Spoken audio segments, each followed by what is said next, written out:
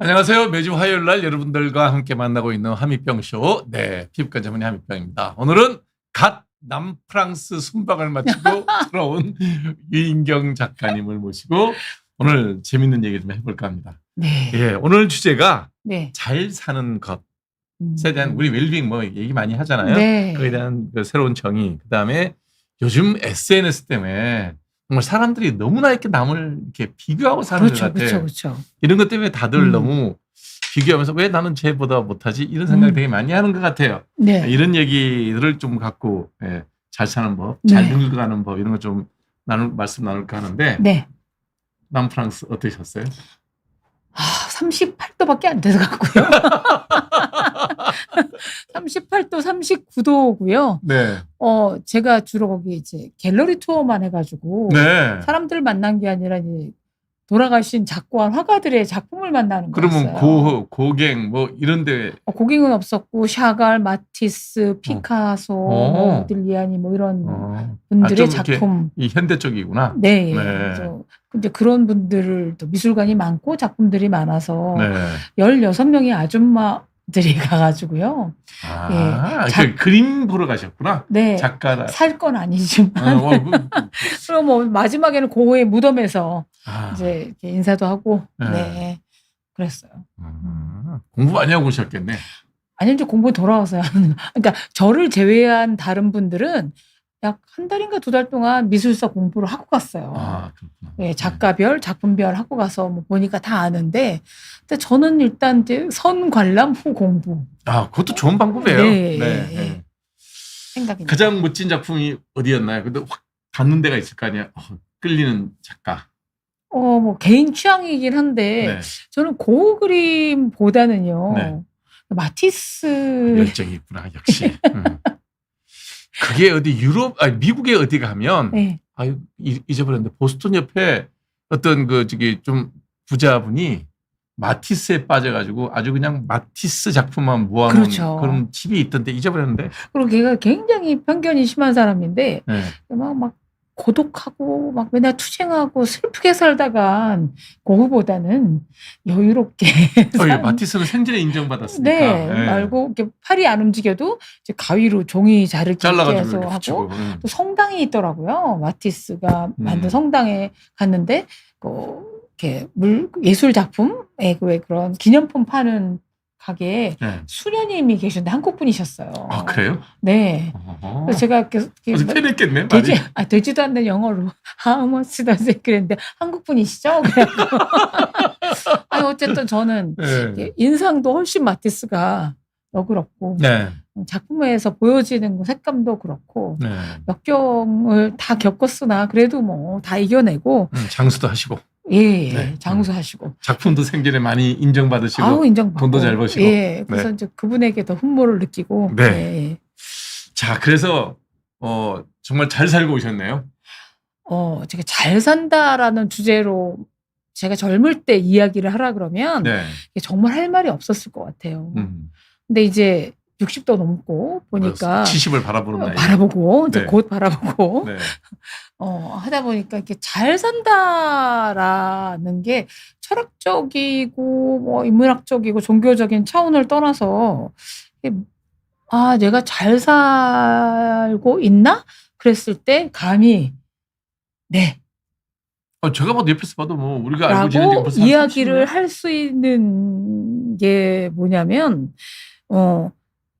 제가 전에는요 어떤 학자가 그런 얘기를 하더라고요. 굉장히 파멸적 자기 독백이라고 얘기하대요. 어려운 얘기가 갑자기. 혼자 기분 나쁘게 중얼거린다는 거죠. 나 미쳤어. 나 미쳤어. 나 왜 이래. 내 팔자가 정말 난 엉망이야. 나 벌 받으려고 태어났나 봐. 나 저 사람 때문에 너무 괴로워해서 혼자 있을 때 자기가 중얼거리는 말들이 파멸적 자기 독백. 그러니까 자기를 파멸시키는 말, 혼잣말을 굉장히 고상하게 표현을 하셨더라고요. 그러니까 혼자 굉장히 자기 저주를 하는 말들 중얼거리는 게 제 한 40대까지는 그랬던 것 같아요. 그런 게 있었어요? 네. 많이 했어요. 많이 했어요. 일기장에 봐도 거의 파멸적 언어들을 많이 기록했는데 60이 넘고부터 제가 하는 말들은 진짜 다행이다. 감사하다. 고맙다. 나도 좀 복이 있네? 뭐 이런 거. 뭐 예컨대 한병 원장이랑 친한 것도, 나 복이 있다. 이렇게 생각해요. 재밌잖아요, 우리는 만나면. 예. 그리고 이제 여쭤볼 것도 많고, 뭐 책도 소개시켜 주시고, 그 다음에 제가 막 이렇게 바보 같은 생각을 하고 때, 원장님 어떻게? 그러면 그냥 칼에 탁! 냅둬요. 냅두는 거지, 어떡하겠어. 그러니까 그런 말이 저한테 굉장히 위안이 되는데, 제 주변의 사람들도 다 좋은 분인 것 같고, 옛날엔 다 왼수였거든요. 그래서 정말 제가 요새 저한테 혼자 있을 때 저한테 나 참 박복해, 나 미쳤나봐, 내가 왜 그랬을까 말을 안 하는 것만으로도 제가 잘 살고 있구나. 그게 가장 큰 영향을 준 사람이 제가 볼 때는 사위와 손자가 아닌가 싶은 생각이 딱 드는데요. 아니, 저예요. 남 덕분이 아니라 제가 저를 인정해 주기 시작한 거죠. 완벽하려면 택도 없지만 이 정도면 괜찮지 않은가? 제 주변에 약간 나중에 이제 남과 비교한 얘기도 나오겠지만 제 주변에 저보다 다 훌륭하고 경제적으로 여유롭고 미래도 밝은 분들이 많지만 거기에 이렇게 흔들리지 않고 제가 저한테 머리 쓰다듬어 줄 수 있다라는 게 저는 저의 웰빙이에요. 사실 은퇴하신 지가, 그러니까 경향신문에서 정년퇴직을 하신 지가 10년 됐어요. 10년 됐잖아요. 네. 10년 동안 10년 전보다 더 바쁘게 뛰어다니고 책 쓰고 뭐 하는 사람이 있어요? 여기 유튜브도 생방송에 9시에 다 오고 그러니까 있냐고. 없잖아요. 아예 없지. 드문 게 아니라 당연히 잘 사는 거 아니에요? 네. 제가 4월 달에 북촌에 있는 화랑에서 전시회를 봤는데 제목이 나는 잘 지내고 있습니다. 전시회 제목이? 네. 근데 그게 I'm fine and you? 하고 나한테 물어보는 거예요. 나 잘 있어. 덱도 잘 있어요? 묻는 거예요. 근데 거기 유영국 한국 화가라든가 유명하시죠. 여러분들이 다 작품이 있었는데 근데 그분들이 거의 I'm fine이라고 얘기하던 시대는 젊은 시절은 없어요. 그래서 지금 보여지는 이 비욘디 채널 한미병 원장 들어오는 유튜브를 젊으신 분들이 본다면 제가 생각하는 잘 살고랑 상관이 없겠지만 적어도 5, 60대라면 잘 살고 있다라는 개념을 의학적 의미의 웰빙이라던가 아니면 내가 지금 노후 자금이 얼마나 있을까 분별하는 게 아니라 이 순간에 나는 나랑 I'm fine을 할 수 있냐.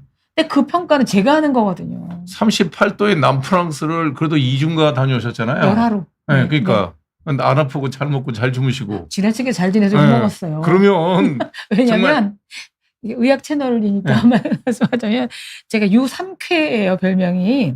쾌면, 쾌식, 쾌변이에요. 쾌변은 쉽지 않은데. 못 누더라고요. 그러니까 여행 가면 쾌변이 쉽지 않아요. 그래갖고 제가 아침마다 옆에 가갖고 난 쌌지롱. 잘 사는 거에서 제일 중요한 하나가 쾌변도 들어가요. 그러니까 막 부르르 떨었어요. 자랑할 게 미모도 재력도 아무것도 아닌데 그거 하나 했다고 제가 아침마다 정말 여행 가서 제일 힘든 게 여기하고 똑같은 바이오리듬으로 화장실을 갈 수 있다는 게 되게 대단한 심지어 일이에요. 잘 잤어요. 시차도 없이. 정말 훌륭하다. 체질이 여행 체질인가 봐. 둔감한 사람이 덜 불행한 것 같아요. 저도 한 2주를 로마를 갔다 왔는데 로마 나폴리 이렇게 이태리만 이렇게 딱 갔다 왔는데 잘 먹고 잘 자더라고 내가. 사모님은? 다들 잘 여행하던 사람들은 원래 다행이다. 잘 적응이 되는데 저는 원래 여행을 안 하는 사람이니까 난생 처음 이태리 발을 들여놨잖아요. 들여놨는데 가니까 맛있더라고요. 맛있어요. 그리고 많이 먹으니까 잘 먹고 잘 잤죠. 그래서 여행을 저도 잘 할 수 있는 체질이구나라는 생각을 했죠. 그럼요. 이제 시작이시죠. 근데 이제 제일 중요한 건 뭐냐, 비교잖아요. 비교. 네. 요즘 나이 드신 분들도 이게 SNS를 많이 하시나 봐요. 저는 안 해서. 그럼요.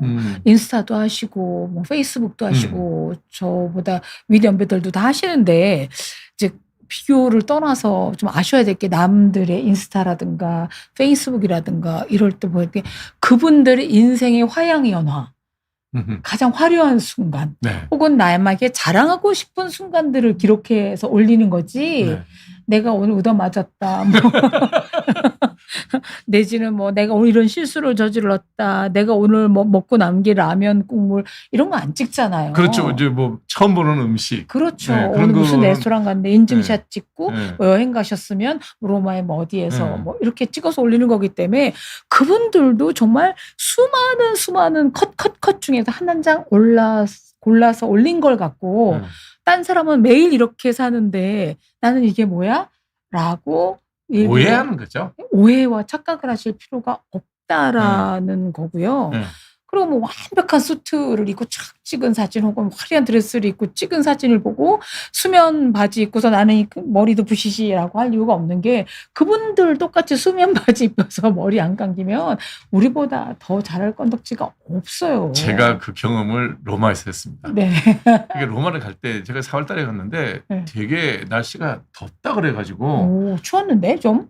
아니, 그래서 이제 옷을 가져갈 때 네. 좀 저기 얇은 옷을 가져갔어요. 예. 뭐 긴팔은 아예 필요 없다고 그러는데 예.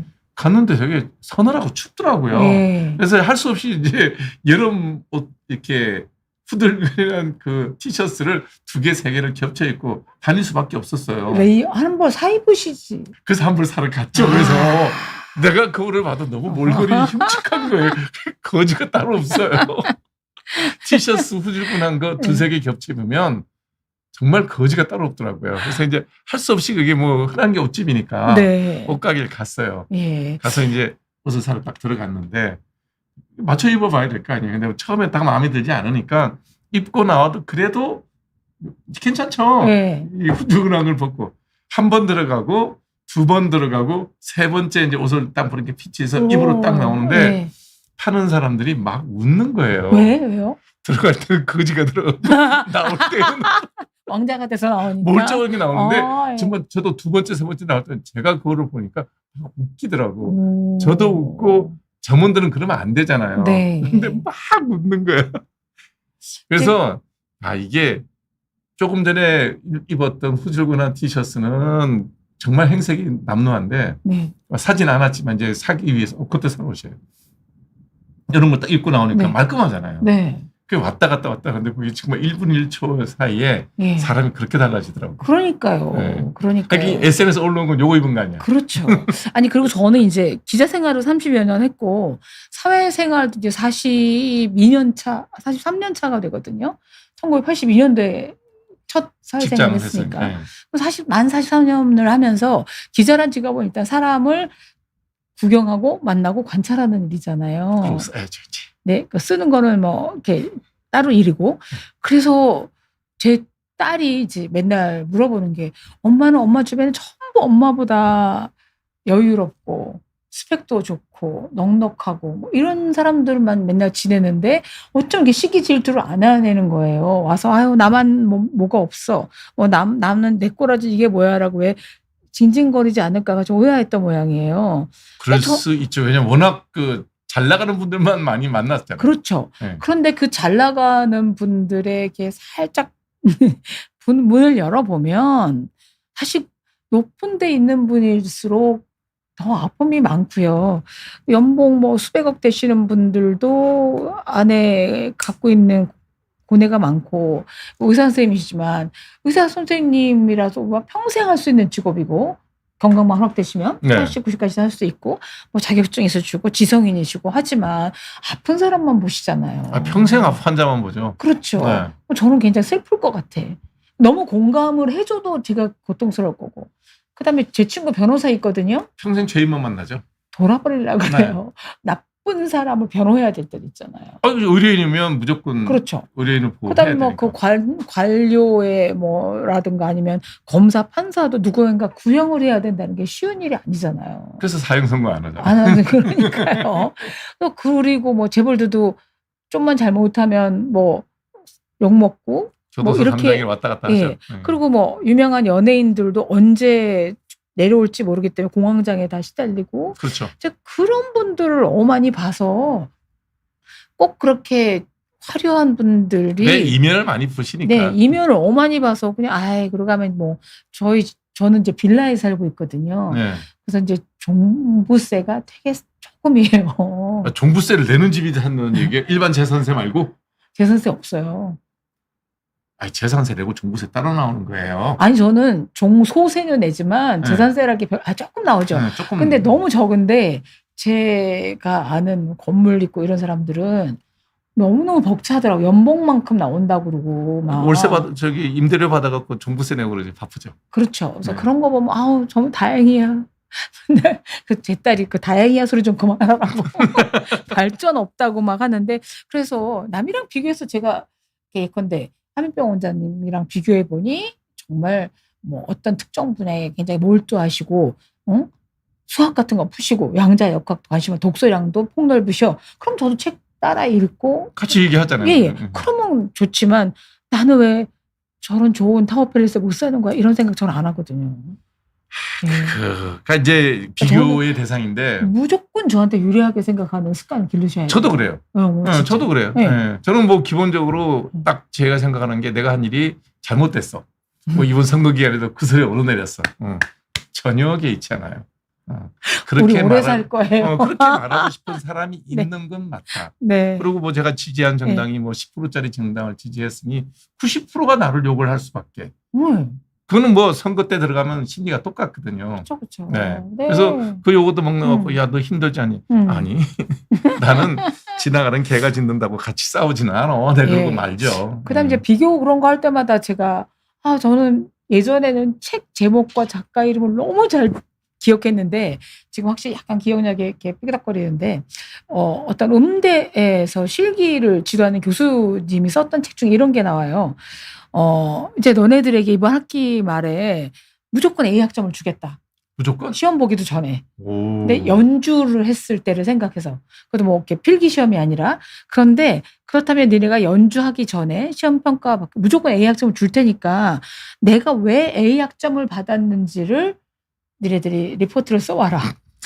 너무 어렵다. A 학점을 받게 된 이유를 써봐라. 근데 별의별 애들이 이제 답을 써왔어요. 한 친구는 뭐 나는 그동안 너무 악보 위주로 썼는데 음악은 역시 감성과 느낌으로. 감동을 줘야 되기 때문에 뭐 그걸 살려고 했었다. 근데 그 한 명도 쓴 게 저한테 와닿았는데 나는 그동안 남들의 연주가 어떻게 하나 그 구경만 하고 하느라고 정작 내 연주법을 발전시키지 못했다.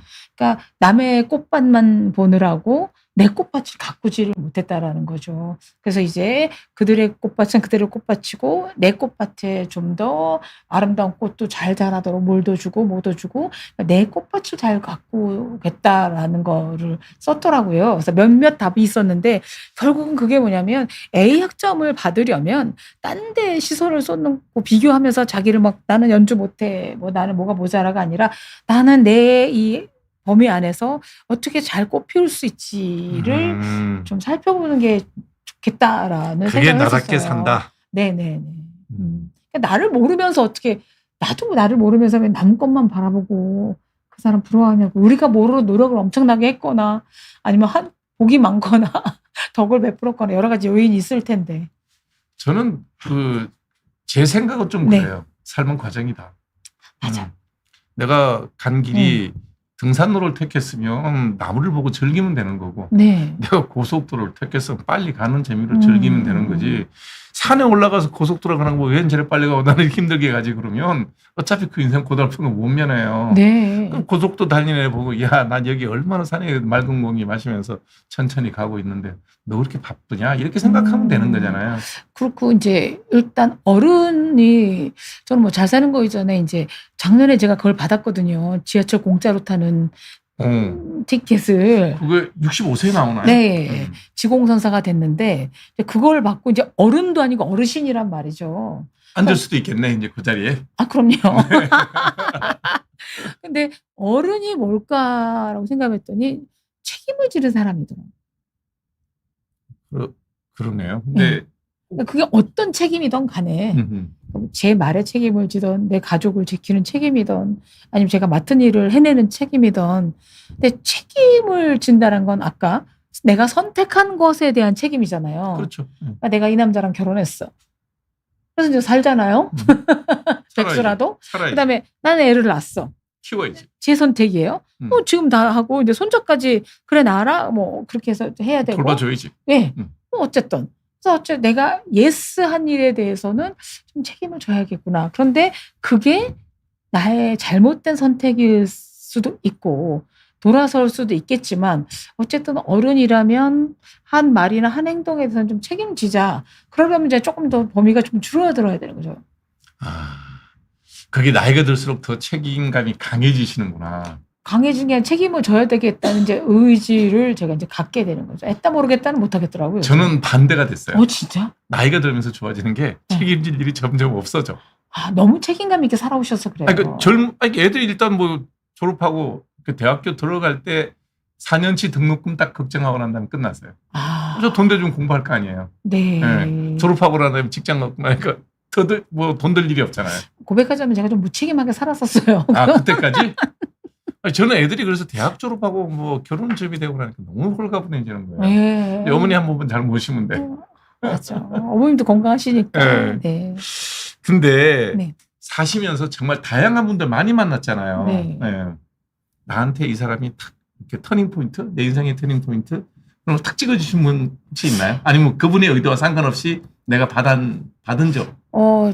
사람이라기보다 저는 제 어머님이 돌아가시고 나서 제 인생 철학이 좀 바뀌었어요. 그러니까 저희 어머니가 70세에 치매가 이제 발현하셔서 10년, 해수로 10년을 치매로 앓다가 돌아가셨는데 제가 우리 남편 사업이 망해서 쫄딱 망해서 친정에 얹혀 살았거든요. 친정에? 네, 엄마가 이제 혼자 사시는 집에 모시러 간 게 아니라 그냥 절대 모신 게 아니에요. 들어가 살아야 될 상황이라서. 그래서 제가 치매 엄마를 모셨다 그러면 저는 진짜 거짓말장이고요. 하여튼 엄마 집에 얹혀 살면서 이제 지켜보잖아요. 24시간 관찰 아니지만. 근데 제게는 너무 헌신적이고 완벽하고 너무 책임을 잘 지시고 너무 인내심이 많은 어머니셨어요. 느낀 게 있죠. 희생하며 살 필요 없다. 난 저렇게 살지 말자. 희생을 하지 말자. 내가 먼저다. 내가 건강해야 내 딸도 잘 돌볼 수 있고. 그래서 저를 그러니까 뭐라 이렇게 엄마의 마지막이 되니까 모래시계가 떨어져 내려서 위가 텅 비고 껍데기만 남는 듯한 느낌이 들어서 저는 아름답다란 말이 아름이 자기래요. 자신이래요. 우리 엄마는 아름다운 분이셨지만 아름답게를 못 지내신 거죠. 자기답게. 어머니로서 아내로서 딸로서만 살으셨어요. 그래서 이제 그렇지 말아야 되겠다 생각을 했고 두 번째는 뭐냐면 그때 나이가 몇 살이었어요? 어머니 돌아가실 21년 전이니까 45? 중요할 때구나. 이게 딱 터닝 포인트였어요. 그리고 또 하나는 뭐냐면 다 부질없다라는 생각? 공포와 불안을 가질 이유가 없어요. 치매 걸리면 어떡하지? 저 걱정한다고 치매가 안 찾아오는 거 아니고요. 그리고 치매가 지켜볼 때 물론 가슴은 아픈 얘기지만 뭐 최악의 우리 엄마는 착한 치매셔서. 조용한 치매. 네. 그러니까 뭐 어떻게 이렇게 되면 어떡하지라는 일들이 계속 일어나요. 우리 엄마 길 잃어버리시면 어떡하지? 길 잃어버렸어요. 우리 엄마 나 못 알아보시면 어떡하지? 못 알아보세요. 우리 엄마 똥오줌 못 가르시면 어떡하지? 못 가르세요. 당신조차 못 찾으세요. 그 과정 중에 하나인데 미리 그것 때문에 불안해하고 공포에 떨고 그러니까 걱정도 선행학습을 너무 많이 할 필요는 없다. 없죠. 닥치면 해결하면 되니까. 닥치면 해결하자. 그래서 이 순간이 중요하다. 그러니까 맨날 내일 걱정하느라고 오늘이란 꽃다발이 저한테 쏟아져도 그 꽃다발을 못 챙겨보고 내일 비가 오면 어떡하지? 이게 시들면 어떡하지? 라고 살았었거든요. 그래서 저는 엄마 돌아가시고 그 어머니의 부재가 저를 외롭게 했다기보다 저는 지금도 엄마한테 말 걸고요. 엄마. 하늘 쳐다보고. 엄마 택시 안 잡혀. 엄마 배 아파. 그러면 이상하게 택시도 잘 오고. 그게 저만의 생각이죠. 근데 저희 큰오빠가 제발 하늘에 무사히 올라가시는 엄마한테 이름 불러대지 마라. 또 내려오시면. 또 내려오시면 안 된다. 예. 그렇구나. 중요한 얘기다. 45세 어머니 보내면서. 그래서 저는 제 목표가 최선을 다하는 건 저만의 그냥 망상이고요. 최적화된 상태가 뭘까? 내가 뭐를 할 때 내가 최선을 다해야지. 할 때 남들이 볼 때 제가 100점짜리인 줄 알고 내밀었어도 뭐 평가하는 사람도 다르게 할 수 있죠. 83점 이렇게 혹은 낙제점 줄 수도 있잖아요. 근데 그렇죠. 최적화된 상태 이게 저다운 거고 저 딴에는 뭐 성실했습니다. 이 정도가 해야지. 저를 들볶지 말아야지. 남의 눈에 잘 보이려고 애쓰지 말자. 네. 어머니의 치매 그리고 70세에서 10년 고생하시고 가신 거네요. 그러니까. 네. 자, 그러면 그때부터 이제 좀 더 이렇게 뭐라 그래야 되나 이기적인 삶이라 그래야 되나? 개인적인 삶. 개인적인 삶. 개인주의.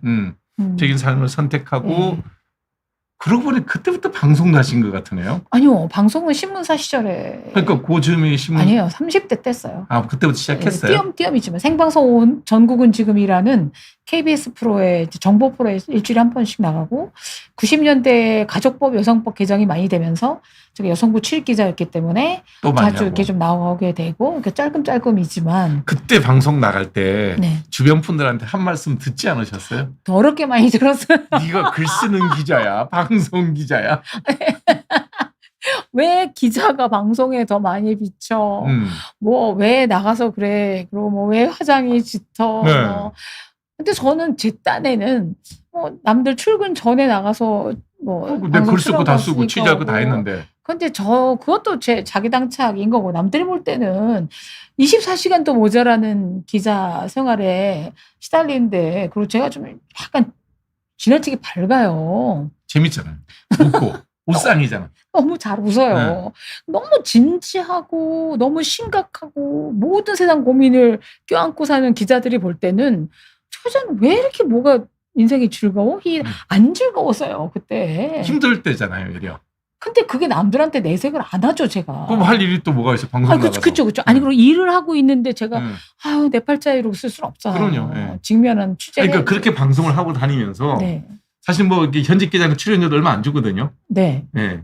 좀 작게 주잖아요. 네. 교통비 조금 더 주는 건데 네. 그때도 생각해서 내가 일 끝나면 어차피 정년퇴직해야 되는데 제2의 인생을 방송이나 이와 연관된 일로 할 거다라는 생각을 하고 열심히 하신 거예요. 전혀 그냥 아니에요. 재미로 하신 거예요. 저는 지금도 제 미래가 어떻게 펼쳐질지를 생각 못 해요. 근데 이제 요새는 100세 시대인데다가 저처럼 정년을 채우는 건 그야말로 전설의 고향의 주인공들이 하는 일이지. 그렇죠. 본인의 의지와 상관없이 40대, 50대가 돼도 책상을 빼는 시대이기 때문에 그렇죠. 근데 저는 제 의지가 아니라 신문사에서 뭐 한번 방송 출연해서 우리 신문사 소개하는 일을 해볼래? 그래서 나갔던 건데요. 그러니까 어떻게 보면 연문을 통해서 정문이 아니라 연문을 살짝 갖고 새끼를 만들어 놨던 거예요. 그러니까 그게 내 의지와 상관없이 회사 필요로 한 일이잖아요. 처음에 시작은 그렇게 했지만 나가도 되나 보다라고 판단 이후로 들어오는 출연 요청을 쪽쪽 다 받아들였죠. 그러니까 저는 제가 개척하는 사람은 아니지만 누군가 저희가 기회가 주어졌을 때 잘 잡았어요. 그러니까 그게 재미있어서 하신 재미있어서. 재미있어서 한 일이죠. 그러니까 누군가가 또 갑자기 제 출판 평론가랑 얘기를 했는데 난 아줌마가 되니까 너무 편하고 좋다. 제가 선을 70번 봤는데 맨날 내숭 떨고 취미가 뭐예요? 그럼 자수해요. 이런 거짓말하고. 근데 지금 너무 편하다 그랬더니 아줌마가 뭐가 좋은지 책을 써보래서 첫 책이 나온 거예요. 유인경 기자의 아줌마 예찬론이란 부제가 붙은 도끼는 제목의 책이 나왔어요. 그것도 그러면 저기 출판사에서 끌어당겨서 쓴 글이에요? 출판 평론가가 써볼래? 그래서 써볼까요? 그랬더니 책 쓰면 뭐가 좋아요? 했더니 이렇게 매일 방송에 나올 필요 없이 책은 알아서 자기가 팔린다는 거예요. 그렇지. 교보에도 누워있고 을지서적에도 누워있고 지방에도 가 있고 그래요? 그리고 또 잘하면 인쇄도 쏠쏠해요. 짭짤하게 들어오고. 네. 근데 그 책이 제법 첫 작품이 잘 팔려가지고 지금 30년 동안 13권의 책을 쓰게 된 거예요. 그러니까 결국은 뭐 내 인생 설계된 게 하나도 없네. 없어요. 그러니까 기자 시험 봐서 들어간 거 외에는 내가 없어요. 주도적으로 한 일은? 예, 없어요. 근데 누군가가 연문에서 잠깐 나와볼래? 그럼 나갔어요. 누가 이 길도 있다? 그럼 따라 나갔어요. 그래서 혹시라도 지금 나는 뭐 재능도 없어 이런 분은요. 젊으신 분이라면 나 뭐 좋아하지를 한번 찾아보셨으면 좋겠어요. 그게 뭐냐면 직업과 상관없이. 내가 어떤 사람인가를 아는 방법을 영화평론가 이동진 씨의 표현이에요. 네. 유명하신 분이잖아요. 이동진 씨 표현에 따르면 내가 어떤 곳에 가장 시간과 돈을 쓰느냐. 그게 내가 좋아하는 것, 네, 나의 맞아요. 취향을 설명하는 거래요. 맞아요. 근데 저는 책 엄청 사거든요. 네. 그리고 읽으려면 시간 들이잖아요. 네. 그리고 저는 꼭 책방 가서 산단 말이에요. 분들여서 나는 책 좋아하는 사람이구나. 근데 두 번째는 이제 여행인데 여행은 돈은 들지만 뭐 그렇게 꼭 가고 싶고 그러진 않아요. 영화 보고 뭐 그리고 이제 먹는 거 좋아하거든요. 네. 그다음에 쇼핑. 맞아. 쇼핑 좋아하시잖아요. 근데 쇼핑이 뭐 이런 것도 그것도 꼭 온라인보다는 꼭 백화점 가셔야 되잖아요. 백화점 안 가요. 이제 안 가세요? 네, 남대문 도깨비시장 C동에서 산 거고요. 이것도 어찌됐든 간에 내가 새로운 구경을 좋아하는구나. 뭔가 이렇게 보는 걸 좋아하는 그런 걸 좋아하는구나. 그렇게 되면 공무원도 요새 유튜브를 하시거든요. 맞아요. 충주시 공무원은 그걸로 아주 충주를 했고요. 잘하고 있죠. 은행에 다니는 분들도 개인 유튜버를 하시는 분들도 굉장히 많고요. 네. 책을 쓰시는 분들도 있고 그다음에 역사 공부 많이 하셔가지고 딴 저서를 내는 분들도 있고 그게 이제 자기 후반생을 만들어 줄 수 있는데 남들 따라 하셨다간 안 된다라는 거죠. 남들과 다른 일. 예, 그래서 뭐 정년퇴직에서 그 약간의 퇴직금으로 뭐 치킨집 하면 된대. 요새 뭐가 유행이래. 안 하셔야 돼요. 아무리 그 체인점이고 유명한 데 있다 하더라도 그렇죠. 지금 내가 어디에 제일 많은 시간과 돈을 투자하나. 근데 그게 늦게 갈 수도 있거든요. 퇴사했습니다라고 책을 쓴 일본의 요미우리 신문 기자가 있었어요. 제목이 퇴사했습니다. 예. 그 요미우리 신문 좋은 신문사에서 퇴사해서 왜 퇴사하게 되냐면 갑자기 지방 발령을 받은 거예요. 도쿄에서? 우리로 치면 저 무슨 뭐 어디 가서 있어라. 뭐. 지국으로 발령. 네네네. 근데 정말 쇼핑 좋아하고 명품 좋아하던 여자였는데 도저히 못 가겠다. 시골로 가니까 그게 아니라 돈 쓸 데가 없는 거예요. 네. 그렇죠. 백화점 있어야 뭘 사고 레스토랑 있어야 뭘 먹죠. 그래서 어머 내가 돈 없이도 살 수 있는 사람이구나 라는 깨우침을 얻고 그만뒀어요. 가는 게 싫어서가 아니라 가서 느낀 거구나. 네. 거기도 받아들였는데 지방 파견도 받아들였는데 살다 보니 어머 시골 사니까 돈이 안 되네? 그럼 내가 돈을 안 쓸 수 있는 방법이 있고 여기서 괜찮게 지내는구나. 그래갖고 50세쯤인가 또 안 돼서 그만뒀어. 그렇다고 해서 또 좋은 직장을 그렇게 때리쳐. 거기 계속 붙박이도 아닌데. 근데 이분이 그만두고 난 다음에 뭐예요? 피아노를 배우기 시작했어요. 피아노를 치기 시작한 거예요. 그래서 자기가 아는 아저씨가 레스토랑을 하는데 저녁 때는 안 하니까 저녁 때 쳐도 될까요? 그래갖고 피아노를 배우는 중입니다라는 책을 또 썼어요. 글재주가 있는 분이구나. 기자니까. 그래서 50대 중반 거의 노인이 돼서 피아니스트로 발표도 하고 그러더라고요. 대단한 연주회는 아니지만 그래도 그때 행복했다는 거예요. 자기가 피아노를 칠 때. 그러니까 체르니 바이엘 쳤던 때 꿈이 되살아나면서 그래서 이거는 뭐 너 이거 해 저거 해. 왜냐하면 지금 인공지능이랑 챗 GPT와 대결하는 시대에 우리가 뭔가 공부를 많이 하고 자료를 많이 한다고 해서 그걸로 생존할 길이 별로 없어요. 물어보면 GPT가 더 잘 알아요. 네, 더 잘 알죠. 그래서 진짜 내가 좋아하는 걸 하면 지치지도 않거든요. 그게 어쩌면 인생을 첫 출발하는 젊은 사람한테는 그게 또 가이드가 될 수 있고 그렇죠. 나이 들어가는 사람 입장에서는 또 두 번째 삶을 준비하는 과정에서 또 되게 좋을 수도 있겠네요. 그래서 누군가가 열어준 연문과 누군가가 살짝 가라고 제안한 새끼를 거부하지는 마십시오. 근데 정말 저는 방송은 좀 이렇게 나중에 나이가 들수록 더 많아졌어요. 네, 예. 그래서 저분이 이제 전문 방송인으로 나서서 뭐 이런 걸 좀 기획하고 준비한다는 느낌을 저는 좀 받았거든요. 네. 근데 그것도 아니군요. 전혀 아니고요. 네. 그러니까 취직도 다 남들이 하라고 해서 한 거예요. 기자도? 네. 도대체 자기가 주도적으로 결정한 건 뭐예요? 남편 고르는 거? 제가 고른 게 아니에요. 그것도? 우리 엄마가 선보라서 봤는데 사주가 너무 좋다며 이 남자랑 결혼하라고 했는데 나중에 어머니가 미안하다고 그러시더라고요. 아니 행복하게 잘 사시는데 뭐. 자, 이게 우리 사회 특히 젊은 사람들 되게 너무 심해요. 지금 여기까지 열풍 불고 있는 거 보고 있으면 그런 게 한데 우리가 보통 성공 그러면 경제적인 안정 그렇게 연결을 많이 시키죠. 그러니까 성공은요. 남이 주는 성공이 아니라 제가 목표로 한 거 올라가서 성공을 생각하잖아요. 그러니까 목표를 거기에 설정을 하니까. 하면. 근데 이제 그거는 어떻게 좀 직함이라든가 뭐 간판이라든가 뭐라든가 타인에게 좀 보여지는 그렇죠. 예, 객관적인 기준이고 네.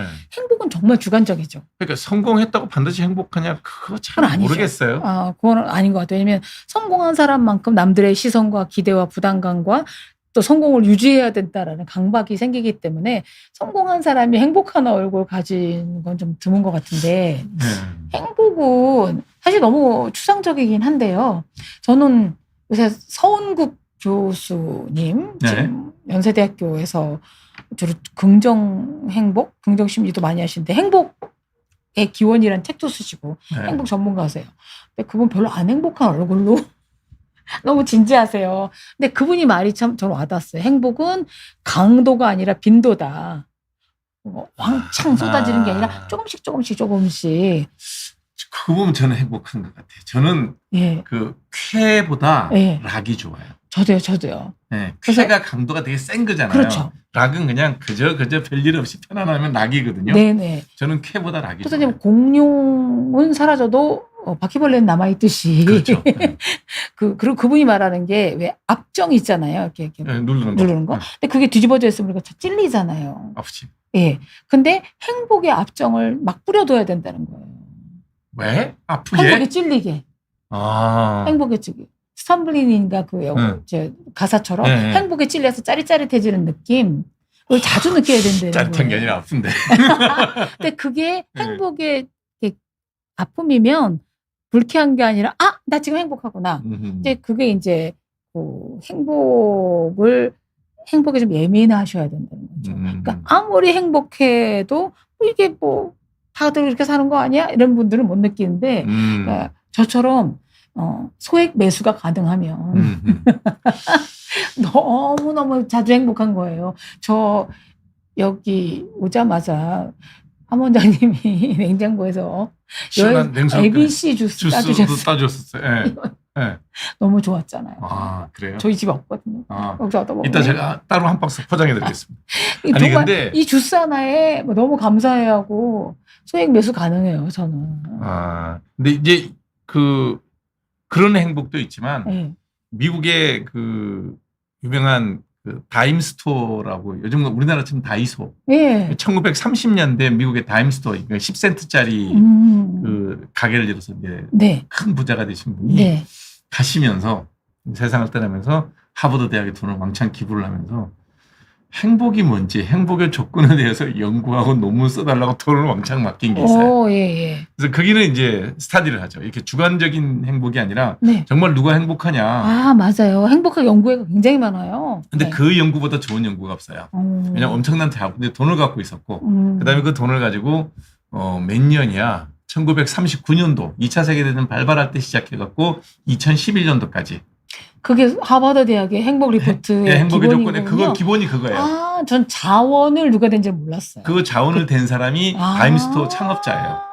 백엔샵 같은 걸 하신 거예요. 그래갖고 이분이 조건을 줬는데 정말 연구비를 쓰면 저렇게 써야 된다는 거예요. 맞아요. 그거를 처음에 하버드 대학의 입학생 백인 남자죠. 그러면 컨트롤 스타디가 안 되잖아요. 그래서 보스턴에서 시내 공부 못하고 어려운 환경에 사는 고졸자들 동수를 모으고 그걸 갖고 이제 매년 왜냐하면 행복이 뭔지 모르니까 행복의 정의가 없으니 모든 경제적인 건강, 재정, 인간관계 이런 걸 물어보고 설문하고 마지막에 올 한 해 행복했어요? 를 물어보는 거예요. 이제 그런 걸 갖고 스타디를 다 해가지고 1년, 2년, 3년 이렇게 74년간 연구했다고. 아직도 몇 분이 남아서 스타디하고 있답니다. 생존자가 몇 분 계시대요. 14명의 교수가 5분의 담당자 교수가 다 돌아가셨다고. 그 스태프들은 여러 번 대가 바뀌었고 조지 밸런트 교수라는 분이 2011년 동안 논문은 수백 편이 나왔는데 대중들도 좀 알아야 된다. 그래서 케이스 스타디한 책이 있잖아요. 행복의 조건이라고. 읽었어요. 그래서 그걸 보고 느끼는 거예요. 조건이 별로 어렵지 않더라고. 그렇죠. 행복의 조건이 별로 어렵지 않더라고. 결국 행복의 조건이라는 책에서 결론은 잘 먹고 잘 자고 잘 싸고 그거고 이렇게 주변 사람이랑 잘 지내는 가족하고 것, 잘 관계가 좋아. 중년 이후에 관계를 잘 맺는 것 이제 그게 공통점이더라. 별게 없어요. 그게. 그래서 내가 아, 이 정도면 네. 정말 나는 행복하게 잘 살았다. 그렇죠. 네. 그다음에 저는 이 행복과학은 연구를 하셔야 되겠지만 너무 행복해지려고 안간힘을 쓰다가 우리가 불행해지는 것 같아요. 맞아. 예. 왜 남들은 행복해 보이는데 나는 이렇지? 그러니까 진짜 인생은 불행하고 불공정하고 불평등한 게 기본이잖아요. 그렇죠. 그래서 네. 공정하려고 그러고 애를 쓰는 그렇죠. 거죠. 그러니까 불행해요. 이렇게 뭐 계속 뭐 늙어가고 있고 뭐 아프고 뭐 잃기도 하고 상실이고 불공정하죠. 불평등하고 눈 떠보 태어났는데 나는 막 소말리아 난민이고 누구는 뭐 두바이의 왕자고. 왕자고 물론 결말은 또 다르겠지만 네. 불공정하고 그래서 그 조영남 선생님이랑 얼마 전에 밥을 먹다가 선생님 왜 이렇게 다 인생이 불평등하죠? 뭐 어쨌더니 야 평등한 곳은 단 한 군데야 그러는 거예요. 어디예요? 했더니 지옥은 다 똑같아. 다 지옥불에 들어가고 다 허물어져. 천국은요? 천국 격차가 다 있어. 그렇구나. 평등해지려면 조영남 쌤 말씀이 너무 정말 재밌네. 근데 요즘 조영남 쌤이 저기 참불가도 지으셨다며요. 참불가. 네. 네. 절에 또 이제 불자는 아니지만 불자는 아닌데 그러니까 네네. 본인은 목사 안수도 받으셨잖아요. 네. 왜 참불가는 왜 지셨대? 수용을 하시는 거죠. 이제. 그러니까. 네. 그 폭이 주지 스님이 부탁을 했대요. 그 주지 스님도 참 특별한 분이시다. 포용력이 있으신 분. 그러니까 뭐 폭이 참 넓으신 네. 것 같아. 네. 자, 나이든 우리는 그렇게 살아왔고 네. 이제 살 날이 얼마 안 남았으니까 네. 이제 잘 마무리하면 네. 되는데 요즘 20대는 삶이 너무 진지한 것 같아. 그런 느낌 안 받으셨어요? 좀 무겁게 받아들인 것 같아요. 개인차죠. 너무 가볍게 욜로 그래서 you only live once 그래갖고 탕진족이 있는가 하면 그 너무너무 또 진지하게 또 뭐 미러클 모닝이라고 새벽 4시에 일어나가지고 나 공부해야 돼 영어 써야 돼 이런 다 개별적이지만 근데 저는 그렇게 생각해요. 다 인생은 선행학습할 필요가 전혀 없어요. 그러니까 저처럼 뭐 별거 아니에요. 뭐 괜찮아요. 저 잘 살 수 있으려고 하면 약 50년이 필요해요. 아, 그런 느낌으로 말을 하려면 네. 그러니까 20살 때는 미친 듯이 머리 쥐어뜯고 고민하고 남이랑 비교하고 내가 좀 나태한 거 아닌가라고 좀 끌어보기도 하고 무거운 것도 좀 지어봐야 나중에 이 무거운 돌덩이가 분해돼서 요만한 돌멩이 하나 남았을 때 고맙다. 가볍다. 그걸 알지. 어릴 때 이 돌덩이 하나 쥐고 있다가 바위가 누르면 못 견뎌요. 못 견디지. 못 견뎌요. 골다공증으로 견뎌낼 힘이 없어요. 맞아. 그래서 저는 제가 정말 별의별 일을 다 겪었어요. 제 첫 번째 쇼크는 중학교 1학년 때 제 막내 오빠가 서울대 경제학 학생이었는데 수영하시다 심장마비로 돌아가셨어요. 그 얘기는 처음 듣는다. 제가 주절주절 다 많은 얘기를 전해드린 건 아니에요. 네. 그 오빠가 진텐지 장관하고도 경기 동창이고 하셨는데 저랑 제일 가까운 오빠였죠. 4명의 오빠 중에 저에게 사이먼 앤 가펑클의 노래도 알려주셨고 인경아 이쁘다로 책도 사주셨던 분인데 그 이후로 많은 상실과 그다음에 좌절과 뭐 제가 막 탁월하게 우수한 뭐 1등한 사람도 아니었고 뭐 탁월하게 미모가 빼어난 것도 아니고 집안이 뭐 업중한 집안도 아니었고 그러니까 애매한 그 와중에 막 누가 뒤통수 치는 사람도 있고 뭐 좌절도 많고 뭐 결혼하고 나서는 이루 말할 수 없고 그래서 저는 직장 생활과 결혼 생활을 하면서 느낀 건 내가 어떤 인간인가가 아니라 나 이거 진짜 싫어하는 사람이구나. 사회생활, 직장생활과 결혼생활은 내가 싫어하는 걸 발견하는 과정이구나라는 걸 깨달았어요. 나는 진짜 이 일은 죽어도 못할 사람이다. 이 일은 이거 나를 못하겠다. 그것만 아니면 참고 할 수 있다. 하겠다. 저는 아침 4시에 나오는데 저 야근을 너무 싫어해요. 늦게 퇴근하는 거? 네. 저는 진짜 아침형 인간이에요. 근데 밤이 되면 제가 촌농처럼 막 녹아내리는 것 같아요. 그게 싫은 거잖아요.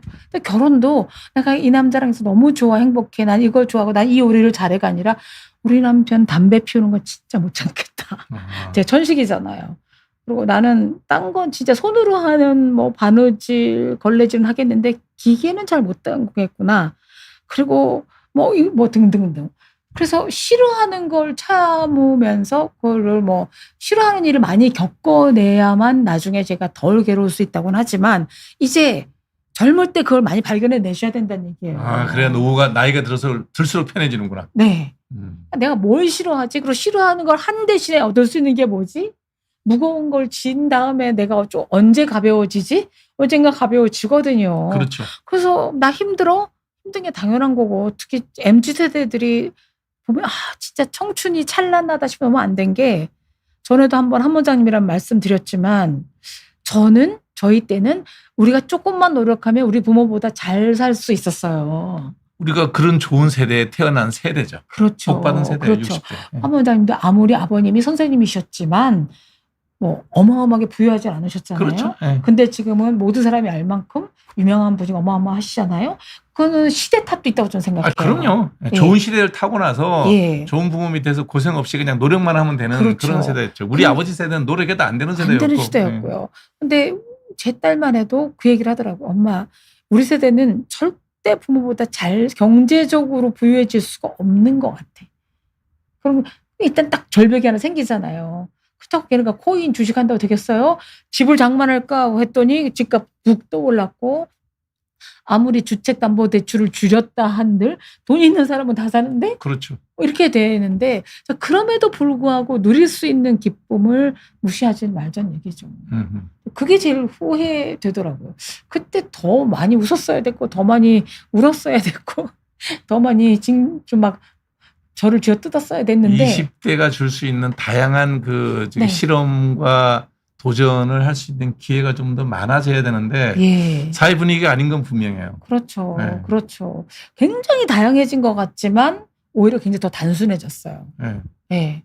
그래서 이거는 정치적인 문제일 수도 있다고 저는 봐요. 네. 네, 이렇게 자꾸 너무 규제가 많아지고 틀이 많아지면 네. 거기 들어가야 되니까. 네. 근데 그거보다는 그냥 좀 자유, 선택의 폭이 많아져야 되는데 네. 점점 다 선택의 폭이 좁아드는 거고, 저는 그거는 정치적인 선택의 문제라고 봐요. 네. 저희들 때는 기본적으로 법만 어기지 않으면 내 마음대로 했어요. 역전이 좀 가능했었거든요. 뒤집는 게 늘 가능했죠. 네. 네. 그 제가 대학 다닐 때 시골에서 올라왔기 때문에 네. 서울에 150명 중에 한 반반 정도가 서울 지방에 섞여 있었단 말이에요. 의과대학에서. 그 당시에 서울에 뭐 부잣집 네. 애들도 많았단 말이에요. 네.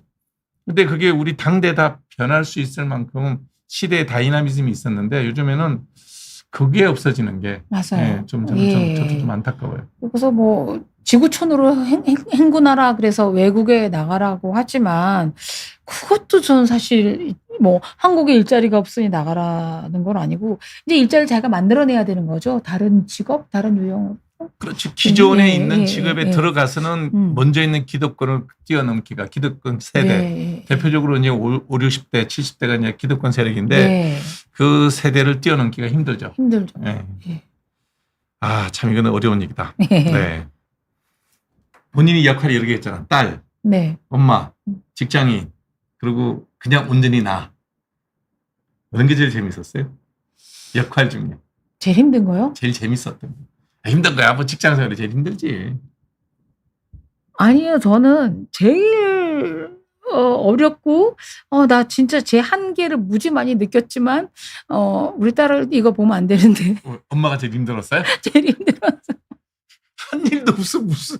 제가 따님한테도 얘기 들었는데. 하는 게 없어서 힘들었어. 아, 미안한 거지. 미안한 거지. 직장 생활은 짭짤했어요. 저는 좋은 훌륭한 기자도 못 됐고, 뭐 아주 뭐 명품 기사를 쓴 건 아니었지만, 저는 사람 만나는 일이 재밌었어요.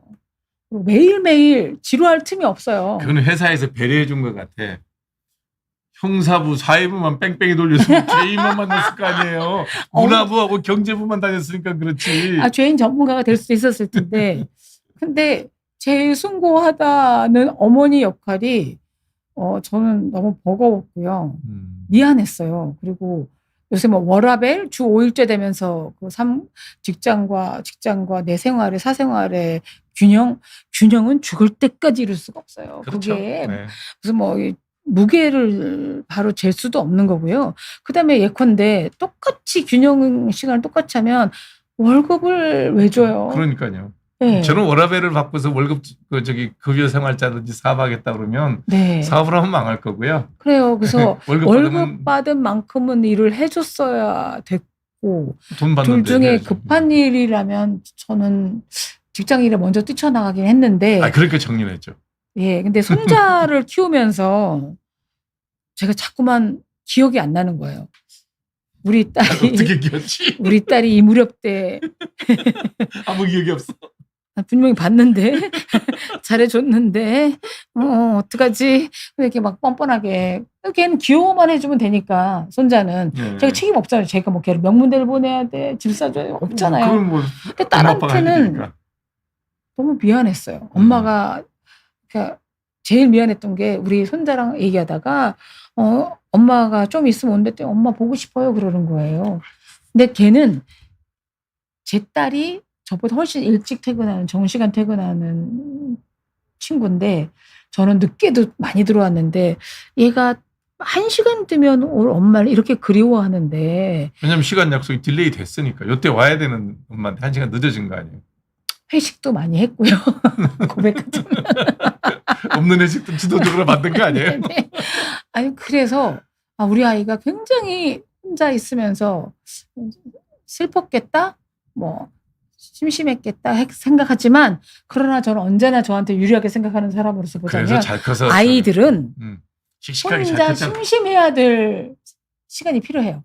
엄마가 시키는 대로 이렇게 마리오네트처럼 줄인형이 아니라 우리 엄마 뭐 하나도 궁리를 해봐야 되고 오늘 다른 이상한 쪽에 떤 애도 봐야 되고 이게 인공지능이랑 비교했을 때 그럼요. 창의적이고 뭐지 않을까라고. 그러니까 늘 엄마가 있어야 될 자리 늘 엄마가 있잖아요. 그럼 고마운지도 몰라. 그러니까요. 네, 가끔 결핍이 있어야 돼. 그렇다고 전혀 안 한 건 아니잖아. 네. 그리고 당연히 하죠. 그다음에 저는 있을 때는 이렇게 그냥 무조건 끼고 물고 빨고 해줬는데 제 딸도 결혼하고 아이를 낳고 보니까 우리 엄마가 참 열심히 살았다라고 인정을 해주더라고요. 둘째는 언제 놓는데요?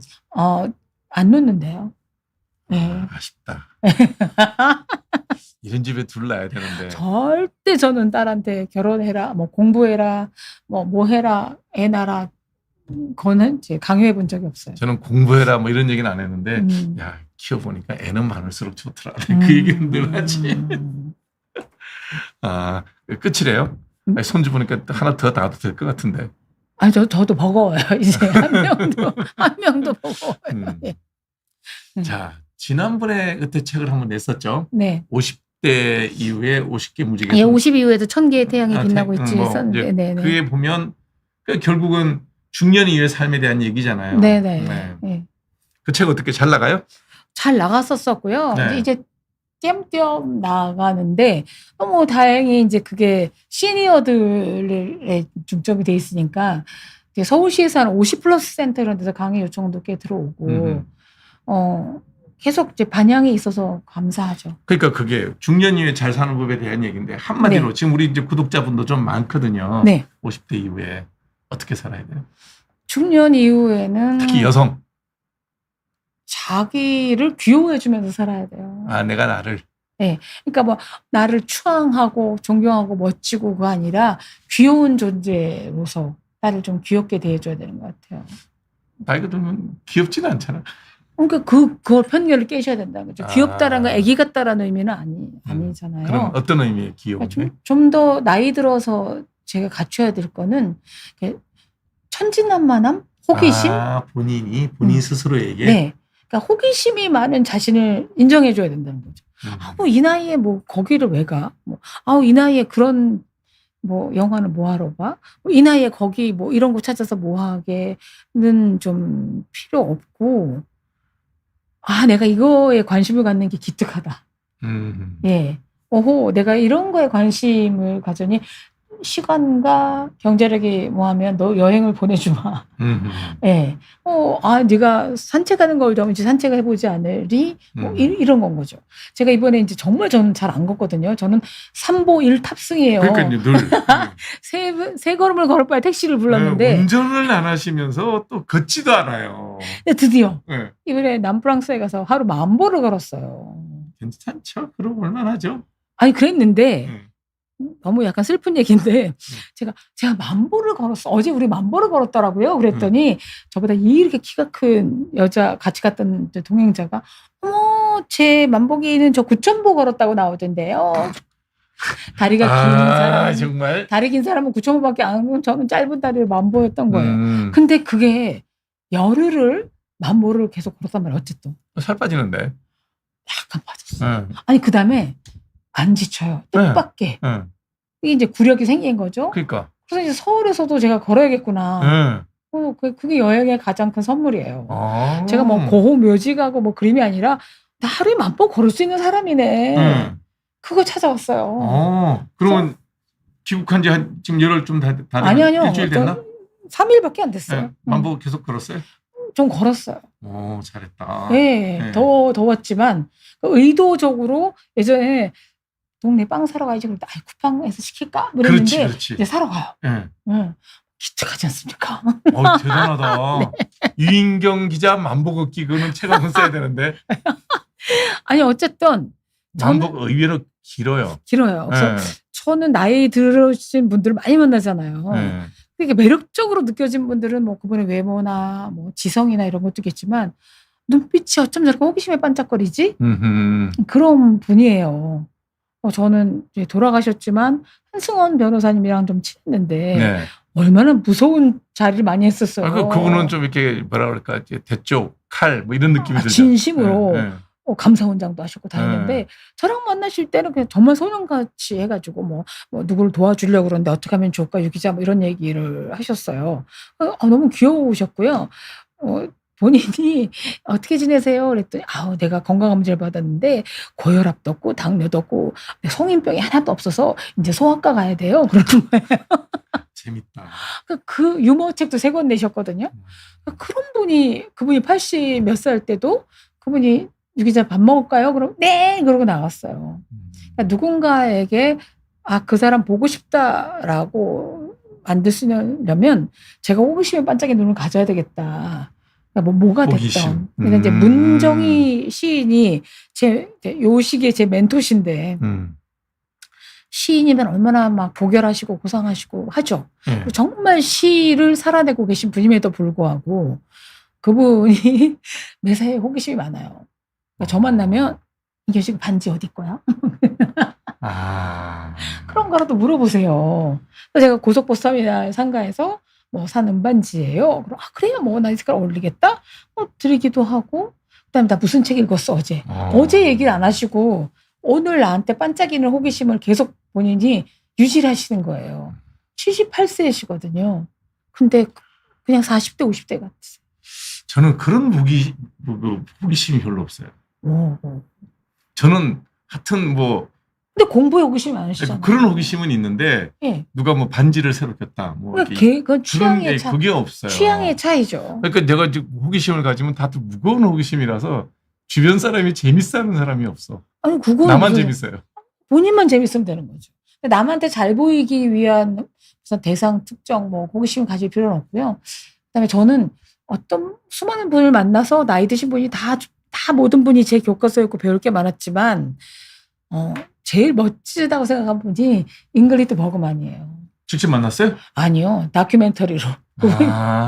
못 만났죠. 그분 67세인가 60세 돌아가셨는데 사고를 많이 치신 분이거든요.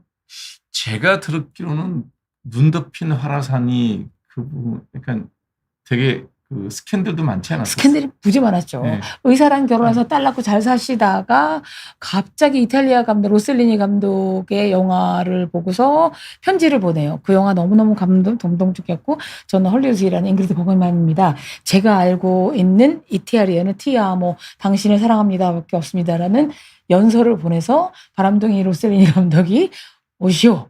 그래서 가서 아이를 3명이나 낳고 첫째 딸은 미국에 남아있고 그 중에 그 로셀리니 감독이랑 사이에서 난 딸이 이자벨라 로셀리니라고 지금 유명한 배우죠.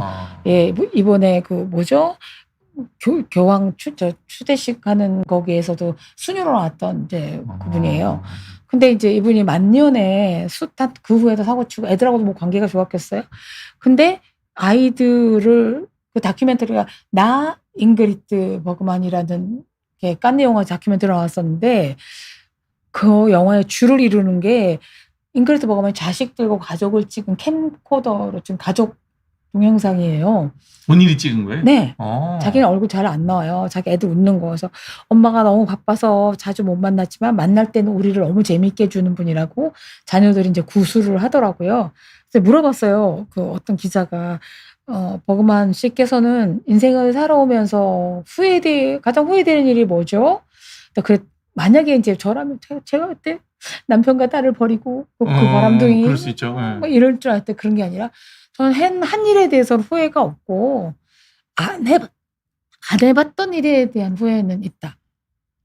좀 더 많은 사건을 저질렀어야 됐다라고 하시고 그리고 망각이야말로 하나님 조물주가 준 최고의 선물인 것 같다. 그러니까 자기는 자기가 그렇게 약간 죄책감인 거 다 잊어버렸던 모양이에요. 그러면 결혼은 그분은 의사, 그다음에 감독 두 번이에요? 아니요, 3번 했어요. 그다음 또 누구랑 했어요? 무슨 뭔가 했어요. 그 오드리 헵번보다는 적게 했어요. 그리고 이제 만년에 암으로 이제 돌아가셨고 만년까지도 굉장히 헐리우드 역사상 남는 작품을 많이 했는데 자기가 자기 인생에 그렇게 당당할 수 있다는 게 저는 부러웠어요. 후회든 고통이든 뭐 어쨌든 간에 그러니까 자기를 사랑하는 사람이었던 것 같아요.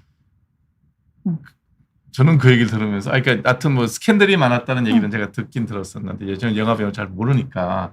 그러니까 저도 저와 다르기 때문에 부러워서 그 당당함이 부러워서 세계적으로 연기력이 완벽한 누구도 극찬하는 연기력을 가지고 있는데 사생활까지 좋은 엄마자 뭐자는 못했지만 자녀들이 그렇게 불만은 없었나 봐요. 최소는 그러니까 매 순간 성실하게 사는 사람인가 보구나. 네. 그러면 이 사람이 기자 활동에서 만났던 여러 사람하고 비교해서 이게 간접적으로 접한 사람까지 포함하면 이분이 가장 잘 산 사람이라는 생각이 드세요? 개인적으로 왜냐하면 잘 살았다는 건 본인의 삶에 만족하느냐의 차이인데 아니 그래도 우리가 잉그리드 버그만 같은 삶을 보고 내가 딸을 키우면서 야 저 사람 잘 살긴 같지 않니 이럴 수가 없잖아요. 부러워서 저랑 대비되기 그러니까 나는 때문에. 되게 부러운 사람이고 뭐 대부분의 우리나라 사람들이 뭐 남자든 저도 이 얘기 듣는 순간 되게 부러운데 근데 저는 제일 부러운 사람이 그냥 지금 인터뷰한 사람이 한 몇백 명? 1000명이 넘죠. 그러니까 그런 사람들 중에 저 사람 정말 잘 살았다. 이게 우리가 말하는 잘 살았다라고 얘기하는 거는 내 자식 보고 너 저런 사람 닮아야 되지 않겠니라고 말할 수 있는 사람 아닌가요? 저는 김혜자 선생님이에요. 왜냐하면 좋은 연기자셨고 좋은 어른이시고 그리고 지금도 현역으로 활동하시는데 제일 놀라웠던 게 저는 한 일화인데 이분이 이렇게 아프리카나 제3국의 가난한 친구들에게 나누잖아요. 네. 근데 우리나라 사람은 나 몰라라 하고 나누는 게 아니라 주변에서도 좀 안쓰러운 사람이 있거나 뭔가 도와줄 사람이 있으면 소문도 안 내고 빚도 갚아주시고 그러셨어요. 따뜻하신 분이구나. 네, 따뜻하신 분이에요. 자존심도 굉장히 강하시지만 그런 거 안 지키고 드라마 되면 끝까지 하시고 그래서 나 말년에서 잘 사는 거는 내 시간이 됐던 내 물건이 됐던 내 돈이 됐던 내 미소가 됐던 내 이야기가 됐던 남에게 나눌 수 있는 사람이 저는 잘 살고 있는 거라고 생각해요. 그래서 홍익병 원장이 주변 사람들 밥 사줄 때 저분 잘 사는 분이구나. 돈이 있다고 사주지 않아요. 그리고 시간도 내주시잖아요. 누가 어렵다 그러면 만나서 얘기하자 그런 정도는 라고 얘기를 하고 그게 내 시간이 됐던 뭐 내 물건이 됐던 그래서 저는 제가 받은 상 중에 상이 많지는 않은데 어쩌다 뭐 정리에다 하는 상장이 뚝 나온 거예요. 제가 신문사 기자로 일할 때 무슨 상장 그냥 이름도 없어요. 상장 써 있어요. 제가 어떤 팀을 운영했었거든요. 알파 레이드 리더십이라고 우리나라에 알파 걸들은 많은데 왜 알파 레이드를 성장하지 못할까 써갖고 제가 기획해서 했던 건데 그 팀원들이 후배들이 준 상장이에요. 그래도 뭐 이름은 있어야 될 거 아니에요. 우수 기자상인데 내용이 딱 뭐냐면 유인경 해놓고 이 기자는 뭐 맡은 바 일도 성실히 했지만 그거는 그냥 부속적인 거고 후배들에게 수시로 밥을 자주 사주는 등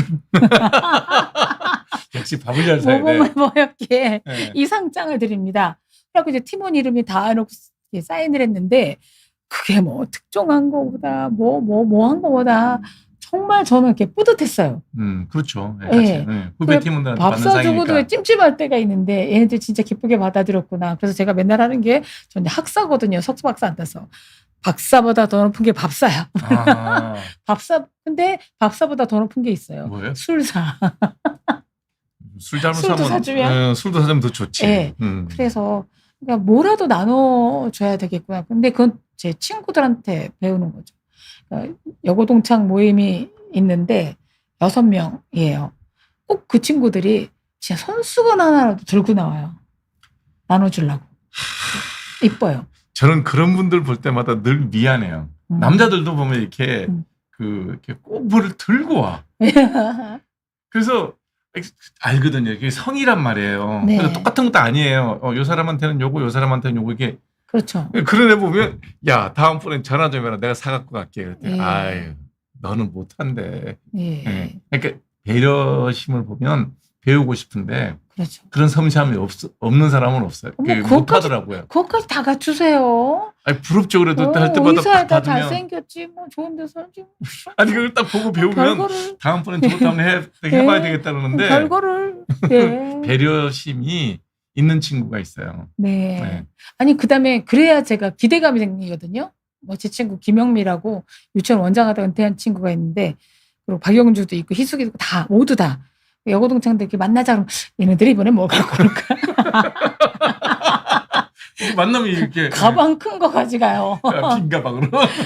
근데 저도 가져가죠. 네. 저도 가져가지만 밥을 사든지 뭘 하지만 근데 크게 내가 누군가에게 뭔가 하나라도 줄 수 있다. 다들 귀찮아서 야 다음번에 우리 서로 하지 말자 이런 얘기는 안 해요? 안 해요. 재미가 각자 있구나. 취향이 달라서 뭔가가 나누고 근데 그 애들이 전부 다 종교를 갖고 있더군요. 그게 종교가 필요하긴 필요한 것 같아요. 네. 종교를 그러니까 다 갖고 과학이 있어서 설명할 수 없는 영역이 분명히 있어요. 있어요. 그리고 네. 아침마다 또 기도문을 보내주거든요. 저한테. 제가 프랑스를 갔더니 주님 하나님 우리 인경이가 프랑스 가 있을 때 건강하고 잘 먹는 무사히 가는 걸음걸음마다 축복을 내려주셨는데 너무 귀엽기도 하고 감사하기도 하고 그러니까 기도라도 해줄 수 있는 어른이 됐으면 좋겠어요. 지금 이제 살아보시면서 직업은 3가지는 가져보신 거예요. 그쵸, 기자, 그쵸? 네. 방송인, 네. 작가. 네. 셋 중에 어느 게 제일 마음에 드세요? 기자요. 그러면 네. 그래도 한 직장에서 더군다나 여기자로 정년을 할 정도면 나의 이렇게 여성 기자로서의 멘토라든지 뭐 이렇게 그런 사람은 없어요? 그러니까 아까 말씀드렸던 그러니까 시대마다 다른데 그 아까 문정희 선생님이 호기심도 많다 그랬지만 제가 현실적인 문제로 주춤거리고 그럴 때 탁탁 머리를 좀 쳐주셨어요. 누가? 문정희 선생님이. 문정희 선생님 기자는 아니죠. 시인이죠. 시인이시지만 시인의 감각으로 가장 현실적인 조언을 했어요. 시적인 아름다운 어이가 아니라. 제가 남해까지 갔어야 됐어요. 남해였던 걸 기억해요. 강의하러. 버스로 10시간이에요. 옛날에는 그랬죠. 뭐 지금도 큰 차이 안 나요. 차로 갖고 그냥 쏘면 한 4시간 반이면 가요. 그러니까 왕복하면 9시간. 왔다 가면 10시간이죠. 네. 맞아요. 휴게소에서 뭐 하나 마시면 선생님 뭐 그냥 피곤도 하고 어쩌고 서울이 뭐 얼마나 저거 지친데 가야지 그러는 거예요. 그래서 약속은 지켜야 돼 이런 건 줄 알았어요. 그랬더니 왜 선생님 했더니 강사를 받잖아. 돈 벌잖아. 시인께서. 네? 그랬더니 인경 씨 돈을 버는 건 숭고하고 고상하고 우아한 일이 아니야. 그렇지. 네. 교황도 월급 받고 뭐 누구나 다 하는데 돈을 번다는 건 진흙탕에 손을 집어넣는 거예요. 진흙탕에 손을 집어넣으면 거기 뭐 징그러운 벌레도 지나다니고 뭐 이상한 물컹물컹한 것도 있고 짱돌도 있지만 진흙에 손을 넣었을 때 그 진흙에서 연꽃이 펴. 그래서 우리가 돈을 번다는 건 안이 꽂고 더럽고 치사하고 메스꺼운 일이지만 그걸 견뎌내야 내가 나중에 더럽고 치사한 일을 안 할 수 있는 권리를 갖게 돼. 아유, 시인이 말씀이 너무 현실 철학적이다. 예. 시적으로 얘기했으면 제가 못 알아들었을 거예요. 근데 사실은 우리가 돈을 버는 이유는 제가 치사한 일, 비겁한 일에 연루되지 않을 자본이에요. 저는 돈을 버는 이유가 하나예요. 돈으로부터 자유롭게 해서. 그렇죠. 네. 그게 같은 얘기예요. 네. 돈돈하지 않고, 네. 그러니까 제가 부족한 누군가의 돈을 빌릴 수 있지만 빌리는 제 모습보다 저를 거절해야 되는 사람들의 고통을 생각할 적시면 그게 있잖아요. 그렇죠. 그다음에 저도 수많은 유혹 받거든요. 뭐 별의별 일에 다. 그렇죠. 근데 안 할래요. 근데 제가 막 진짜 생활고에 시달린다면 해야지. 어떻게 안 해요. 그렇죠. 어떻게 안 해요. 근데 지금 다행히 제가 뭐 매일매일 일상을 해결할 수 있으므로 뭐 저축을 더 많이 하면 좋겠죠. 그래서 제가 어떤 일을 할 때마다 선생님의 진흙탕에 손을 집어넣는 수고로움이 있어야 우리 노후가 치사하고 더럽지 않게 살 수 있다란 말이 너무 와닿아요. 그런 주옥 같은 얘기를 시는 그렇게 안 쓰시는데. 여러 선생님들, 여러 후배들이 다 저한테 멘토셨어요. 그렇겠죠. 근데 저는 누구한테 뭐 멘토나 조언이라 할 주제는 못 되지만 생각해 보니 살아냈다, 받아들였다, 견뎌냈다라는 게 누군가 한마디를 할 수 있다라는 생각이 들어서 이제 이 방송에 나와서 잘 사는 게 뭔가 주제로 제가 떠든 거죠. 네. 자, 그러면 뭐 살아온 우리는 안 죽고 살아 있고 아직 큰 병 안 들었으면 그 비교적 잘 살았다고 잡아도 되죠. 네. 네. 근데 젊은 친구들이 잘 살아야 되잖아. 내 자녀 세대가 잘 살아야 되는데 이 친구들한테 한마디로 이렇게 살아봐라, 이렇게 살면 잘 산다라고 할 수 있는 말씀 마지막으로 한 말씀 해주시죠. 이건 짤방으로 올릴 거예요. 그냥 오늘이란 선물에 충실하라고. 오늘에? 그러니까 오늘이 프레젠트 현재인데 네. 그게 선물이란 프레젠트랑 스펠링이 같아요. 똑같죠. 네. 근데 오늘이란 선물은 팽개쳐두고 내일에 너무 연연히 하다 보면 그 선물이 저 구석에 처박혀서 가치조차 꺼내져 보지 못한 시간들이 너무 많다고 제가 그랬거든요.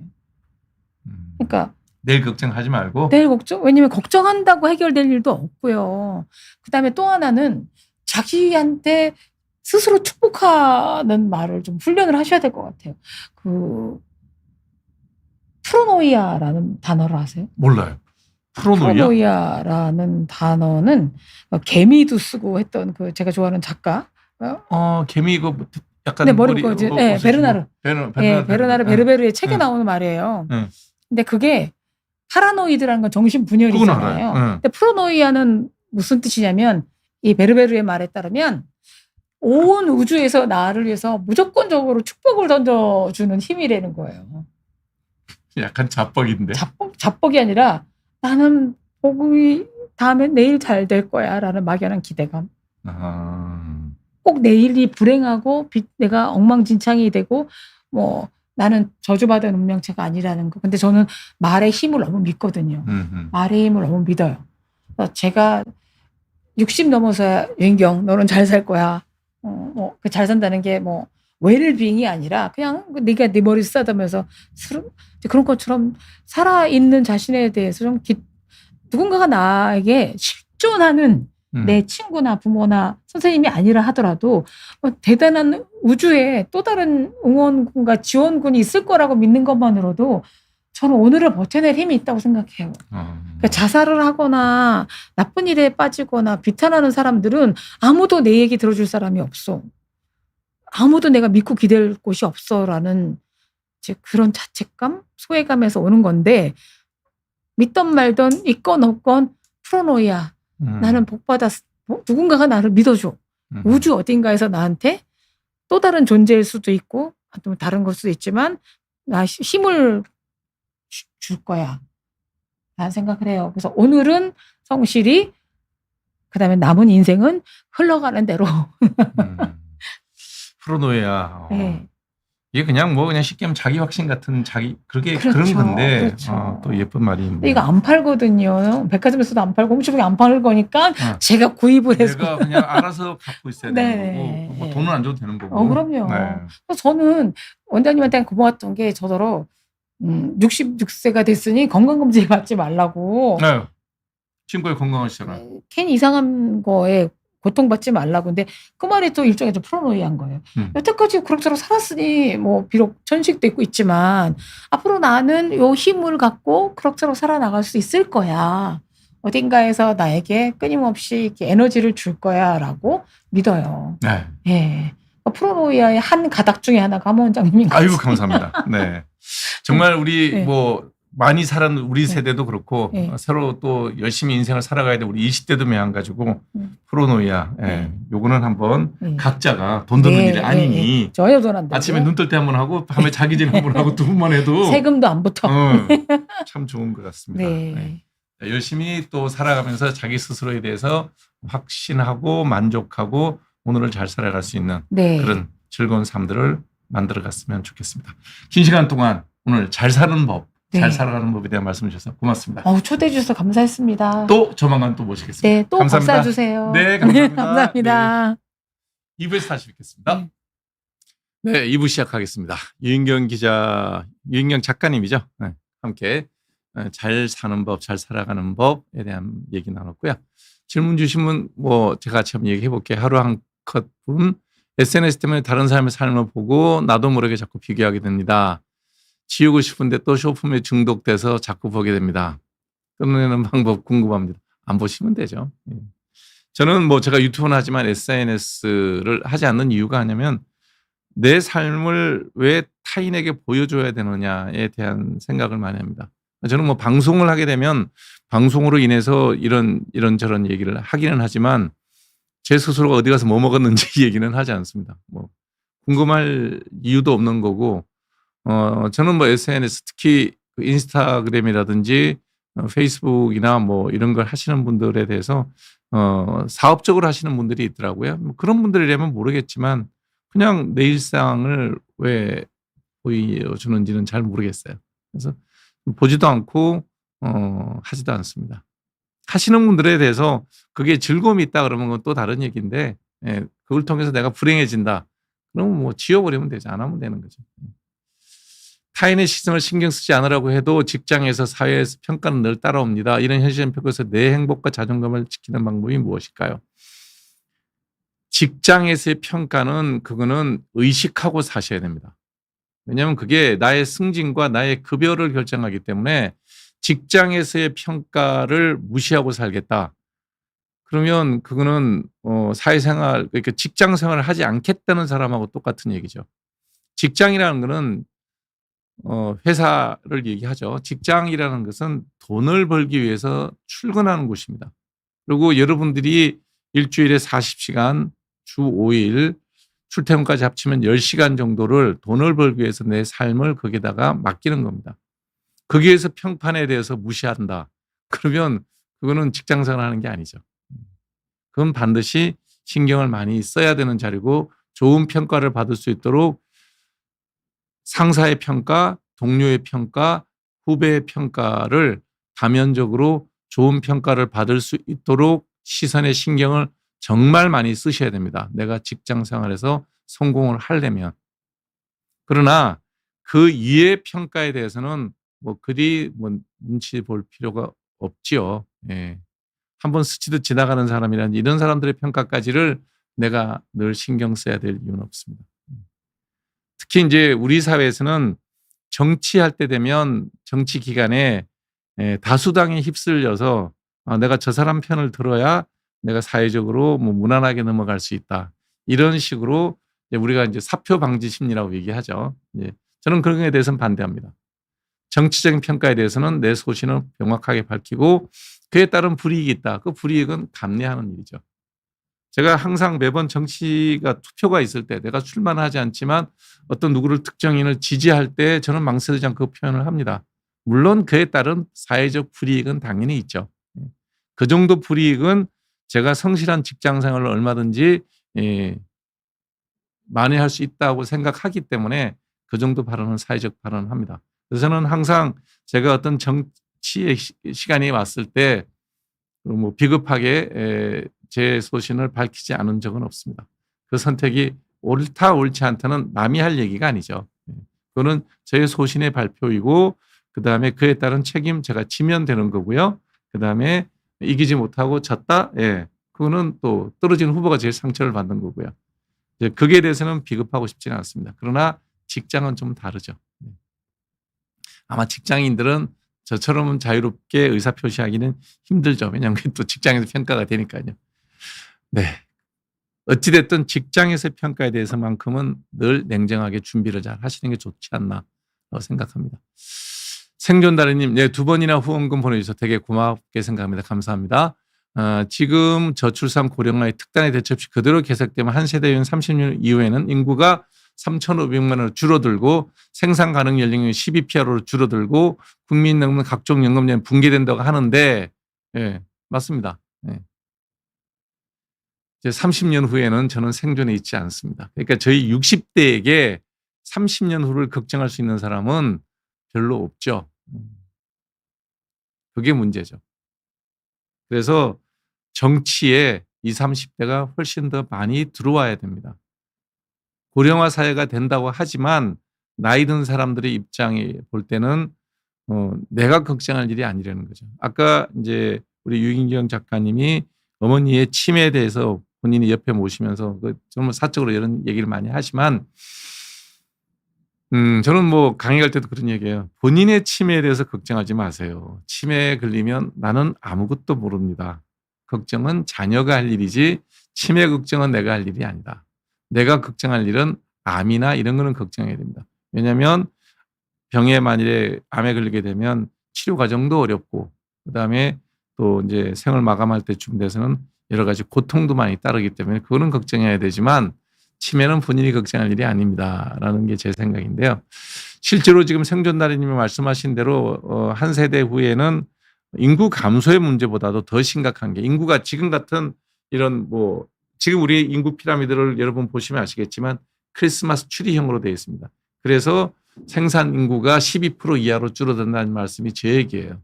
인구가 줄어서 뭐가 주느냐, 어떤 인구가 주느냐, 일을 해서 돈을 벌 수 있는 인구가 급격하게 줄고요. 위에 사회 보장을 혜택을 받아야 되는 세대 수는 여전히 크리스마스 추리 모양으로 무겁게 아래 세대를 짓누르게 될 겁니다. 고로 지금 현재 국민연금 제도는 지금 손보는 것이 내 자녀와 내 손주 세대에 대해서 할 수 있는 나이 든 사람이 세대가 해야 될 배려다라고 생각합니다. 따라서 이게 잘 안 될 것 같으면 개인적으로 준비할 수밖에 없죠. 개인적으로 이 제도 하에서 살아가는 것이 불가능하니 젊은 세대는 적극적인 이주를 생각해 보는 것도 저는 답이라고 제 주변 개인적으로는 얘기를 합니다. 지금 10대, 20대가 이 땅에서 계속 살아남아 있으면 지금 요 생존다리님이 말씀한 요 세대의 부양 세대가 될 겁니다. 20년, 30년 뒤에. 3, 40대, 4, 50대 부양 세대가 되죠. 방법이 없습니다. 그러니 없는 방법을 가지고 나는 몰라라. 30년 뒤에 저는 나이가 90이 넘기 때문에 살아있을 가능성이 거의 없죠. 제가 사회제도에 대해서 30년 뒤의 사회 문제를 고민할 이유는 없죠. 물론 개인적으로는 국가에 대한 어떤 걱정을 하지만 그게 뭐 제 의견이 반영될 일도 없고요. 실제로는 지금 20대, 30대에 있는 분들이 정치에 적극적으로 관여하지 않으면 정말 방법이 없습니다. 국채를 발행하면 되지 않느냐.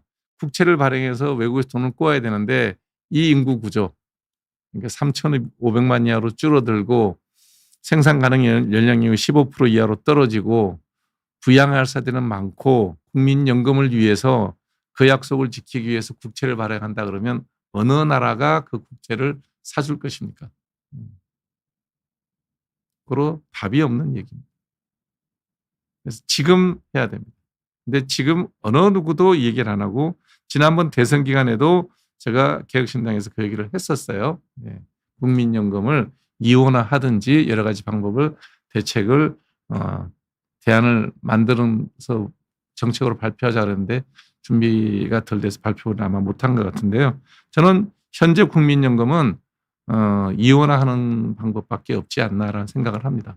그래서 지금까지 모은 돈을 가지고 지금까지 가입한 세대한테 나눠주고 지금 새로 가입하는 20, 30대는 별도의 보험으로 지금같이 낸 돈의 4배, 5배를 주는 게 아니라 낸 돈에 약간의 이자를 붙여서 나눠주는 그런 형태로 바꿔놓지 않으면 30년 뒤에는 답이 없습니다. 물론 이렇게 얘기하고 이걸 추진할 대통령과 국회의원이 과연 대한민국에서 나올지에 대한 생각은 저는 회의적입니다.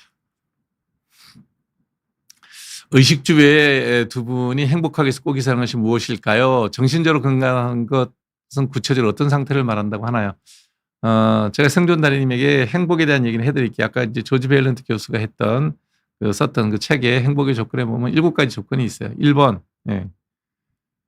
하루에 1시간씩 일주일에 4번 운동하는 사람이 행복하더라.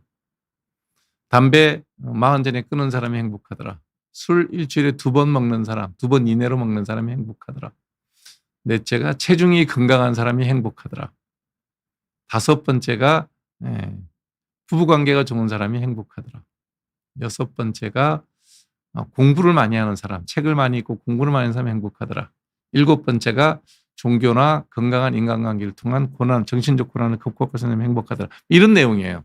이런 다 알고 있는 얘기고 대부분 우리나라 사람들이 하고 있는 일입니다. 그래서 대부분 다 행복하다고 보시면 되죠. 여기에 아들이 잘 되고 자식이 잘 되는 거 없고요. 돈이 얼마 이상 있는다는 거 없고요. 고로 행복이라는 것은 대부분이 누리고 있는데 모르고 있다고 생각하셔도 좋을 겁니다. 그 조지 밸런트 교수의 행복의 조건은 아직도 절판되지 않고 출판 서점에 있더라고요. 제가 엊그저께 누구한테 선물할 일을 샀는데, 거기에 그 책의 연구 대상 중에 누가 들어가 있냐면 존 F 케네디가 들어 있습니다.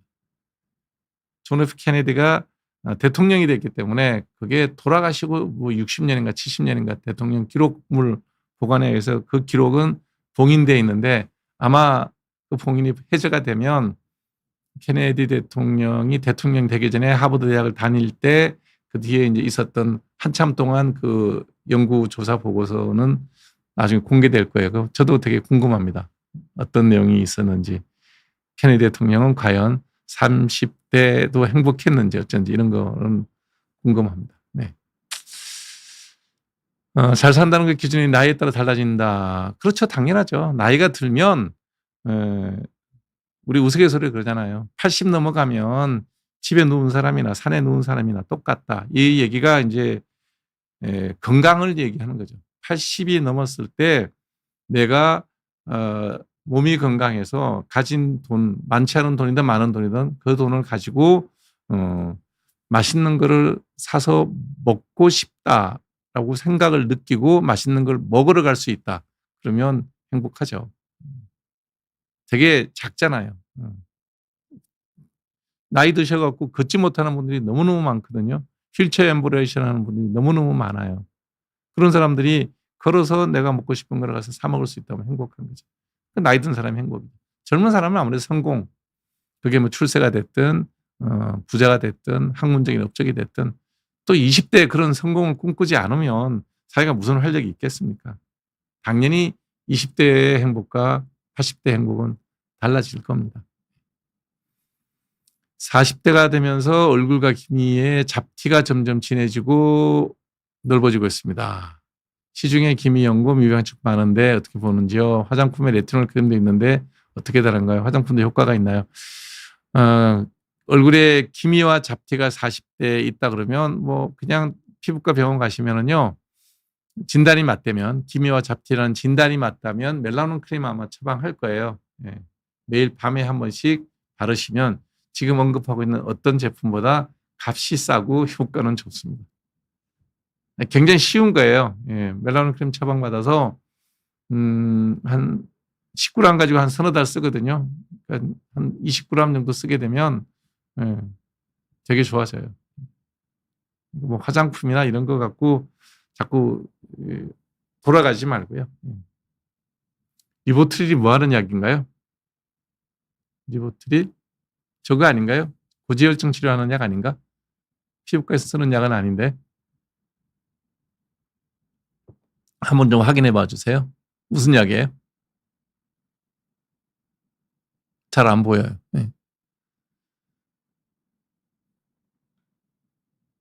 크로나제팜이구나. 변조달팽이 항불안제 필요해서 정신과 쌤이 주치의가 처방한 약이라면 드세요. 아무 상관없습니다. 머리카락이 점점 숱도 줄어드는 대물입니다. 여러분 이거 제가 이런 얘기하면 되게 이제 어떤 분은 불쾌하게 생각하는데요. 예. 머리카락이 가늘어지는 게 저게 대물이 초기 증상입니다. 저게 그대로 가늘어져서 이제 다시는 자라나오지 않도록 하면 그게 빠진다고 느끼는 거죠. 저게 일찍 시작하면 17, 18세에서 시작되고요. 예. 나이가 들어서 시작한다 들어 30, 40대 시작하는 거예요. 노화 때문에 저렇게 되는 거 아닙니다. 여기 윗머리가 가늘어지고 숱이 줄어든다 그러면 유전적인 탈모, 대물이에요. 그래서 약 먹고 약 바르시면 돼요. 남성이면 약 먹고 여성이면 약 바르시면 돼요. 남자들 경우라면 저 같은 경우는 40대 이전이면 프로페시아 처방하고요. 40 이후 50 넘어가신 분들한테는 아보다트를 처방합니다. 먹으면 되고 여성들의 경우는 로게이나 미녹시딜 바르시면 되죠. 그런 거 없습니다. 노을길 산책님 질문한 내용이 틀립니다. 여성 탈모가 남성 탈모보다 치료가 어렵다. 그렇지 않아요. 약 바르시면 다 좋아집니다.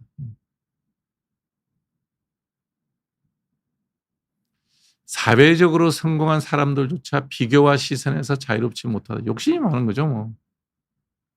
성공 이후에 흔들리지 않는 내적 기준을 세우려면 어떤 노력이 필요할까?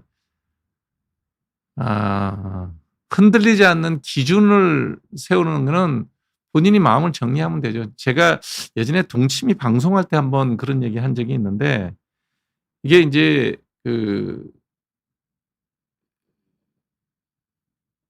이렇게 한번 그래프를 그려서 보여준 적이 있어요.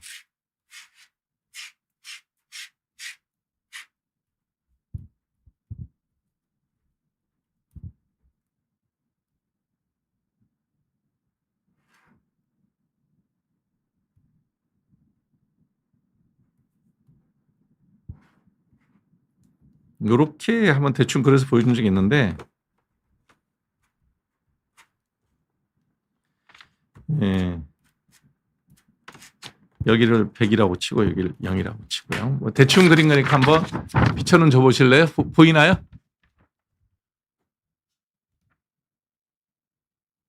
예. 한번 그쪽에서 보일까요? 예.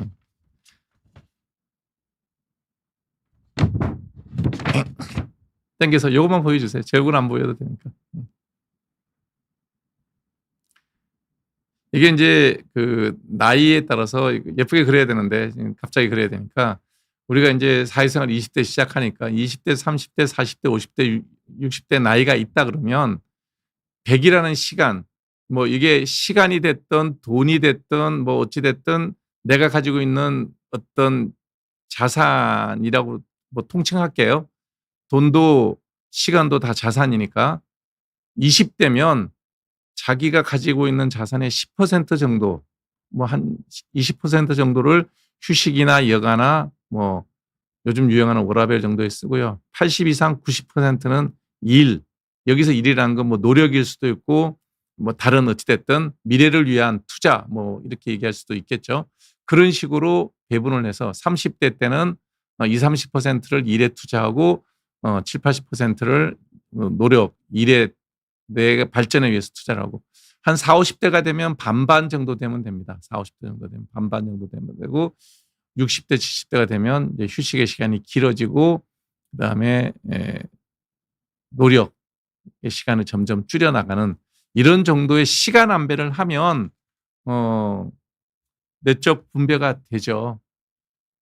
60이 돼서 70이 돼도 나는 계속 성공적으로 더 발전해야 되겠다 생각하시는 분들 능력이 된다면 하시면 되지만 되게 그쯤 되면 삶을 정리해야 될 시간이잖아요. 네. 그러면 당연히 이제 나를 되돌아보는 시간이 더 길어지고 사회적으로는 배려할 시간이 많아지고 그렇게 되겠죠. 그러면 뭐 흔들릴 게 뭐가 있습니까? 비교할 것도 없는 거죠. 제가 65, 64, 65, 우리나라 64시네, 64시인데 지금 40대 잘 나가는 친구들 보면 성공, 오늘도 뭐 카톡으로 후배한테 왔는데 석세스 스토리가 탁 올라왔더라고요. 예전에 내가 예를 들어서 40대 이런 40대 내 동료의 그런 석세스 스토리를 딱 들었다 그러면 부럽고 질투도 되고 나는 뭐하고 살았나라고 생각이 들었겠죠. 근데 20년 후배예요. 야, 정말 축하한다. 정말 축하한다 그랬어요. 멋지다. 쉽지 않은 업종에 화장품 업종에서 큰 성공을 만들어냈더라고요. 그 뉴스를 보고 정말 축하한다라고 하는데 그 마음이 정말 축하가 돼요. 비교할 이유가 없는 나이고 다음 풀에 만나면 술 한잔 먹고 싶다고 뭐 이런 얘기 할 수 있는 그런 사이가 되는 거죠. 비교하지 않을 나이가 되면 되는 거죠. 그래서 나이가 들어서 비교하지 마라. 특히 욕심 부리지 마라. 그러면 편하게 살 수 있다는 게 제 생각입니다. 홍영수님 아토피예요. 8살짜리 손끝 발끝이 벗겨집니다. 여기 손끝 발끝. 이제 어릴 때 아토피 있던 애들이 나이가 들면 손끝 발끝에서 각질이 벗겨져요. 냄새 나는 건 뭐 씻기면 되고요. 아주 심해서 빨개지면 스테로이드를 발라야 되고요. 빨개지지 않고 그냥 벗겨지는 정도면 유리아 크림, 반질 연고 이런 거 처방해 주거든요. 약 바르면 금방 좋아집니다. 어렵지 않으니까요. 타인과 비교하지 않으려고 하면 무기력이나 목표 상실이. 그러니까 제가 얘기잖아요. 40대, 50대까지는 비교하셔야 됩니다. 그리고 그 친구랑 경쟁해서 이기려고 노력도 해야 됩니다. 그게 이제 나이에 따라서 60이 넘어가면 50대 후반 60대가 돼서 어느 정도의 내 능력의 한계치가 딱 도달하면 그때는 내려놔야죠. 그러니까 나는 20대가 지금 제가 하는 얘기를 듣고 여유롭게 살아야지 그러면 그거는 인생 정말 재미없습니다. 20살, 30살 때는 주변이랑 비교하고 위 선배들이 잘 나간 것도 보고도 비교하고 뭐 열심히 해야죠. 20대 때 워라밸 얘기하시는 분들 보면 저는 아니라고 봅니다. 워라밸은 40 넘어가야죠. 나이에 맞춰 사는 게 되게 중요하다는 게 제가 살아보니 그렇더라고요. 얼굴에 실핏줄이 드러나 보이는 증상이 심해집니다. 미용이죠, 대부분. 자, 이제 여성의 경우에 좌우에 나비 모양으로 이렇게 붉게 되는 거라면 드물게 루푸스라는 병도 한번 생각해 봐야 되고요. 다른 그 콜라겐 디지즈라고 하는 자가면역 질환들이 있는 경우가 드물게 있어요. 아주 어린 나이에 그러니까 20대 초반에 그런 일이 생긴다 그러면 그런 경우에는 한 번 정도 자가항체 같은 건 검사를 해볼 필요가 있지만 대부분은 그냥 미용적인 질환입니다. 그래서 초기에는 약 먹고 약 바르면 되고요. 아주 혈관이 넓어져서 굵어져서 눈에 뚜렷하게 실지렁이처럼 보인다 그러면 레이저 수술해야 됩니다. 돈이 인생에서 행복이 얼마나 중요할까요? 제가 아까 이제 미국의 그 하버드 대학 교수가 썼던 행복의 조건에 보면 돈이 들어있지를 않아요. 근데 이거는 또 그 당시 미국의 사회 문화랑도 연결이 된다고 봐야 됩니다. 왜냐하면 미국이 1960년대가 골든 에이지라 그러죠. 그러니까 1939년에 2차 세계대전이 시작되고 45년에 전쟁이 끝납니다. 끝나고 난 다음에 그때부터 1970년대 초반 월남전에 본격적으로 미국이 개입하기 전까지 미국민들이 전 세계에서 제일 잘 살았어요. 전 세계 GDP의 절반 이상을 미국에서 만들었고요. 뭐 전 세계 금의 보유량의 70%가 미국에 있었고요. 그러니까 미국이 정말 그때는 완벽한 그 산업국가의 금융국가의 패권국가였습니다. 그러니 돈이 중요하지 않아도 다 잘 살았어요. 그래서 이제 아마 행복의 조건에 돈이 들어가지 않았을 가능성도 있다라고 저는 생각을 합니다. 그 세대였으니까요. 그 논문 쓸 때가. 근데 지금은 우리 사회에서 돈이 행복의 조건에 얼마를 차지하느냐 그건 사람마다 저는 다르다고 봐요. 이제 저도 이제 주변에 부자들을 많이 알죠. 살다 보니 또 이제 부유한 동네에 살기도 하고. 근데 부자들 만나서 얘기하면 제일 많이 하는 얘기가 돈 걱정입니다. 그러니까 돈이 행복이 전부는 아닌 건 분명하죠. 왜냐하면 부자들이 제일 많이 하는 걱정이 돈 걱정이니까요. 그거는 아닌 것 같은데 어느 정도 그 나이에 돈으로부터 좀 자유로울 수 있으면 행복할 수 있다고 생각합니다. 그러니까 그릇이 나름이죠. 저 같은 경우에는 그릇이 그렇게 돈 그릇이 큰 사람은 아닌가 봐요. 지나 보니까. 왜냐하면 33살에 개업을 해서 돈을 조금 벌기 시작하는데 그때부터 뭐 마음의 여유가 생기더라고요. 그때는 정말 지금 생각해보면 큰 돈도 아닌데 그 돈을 벌 때 그러니까 페이닥터 때 월급의 3배를 벌어보니 되게 부자더라고요. 그날 이후로 전 지금까지 돈으로부터는 자유롭게 살아요. 뭐 액수가 지금 부의 기준으로 볼 것 같으면 얼마 안 되는 돈이죠. 근데도 불구하고 저는 여유가 있었어요. 그러니까 결국은 자기 주관이에요. 돈으로부터 내가 쪼들리면 아무리 많은 돈을 갖고 있어도 행복하지 못한 거고요.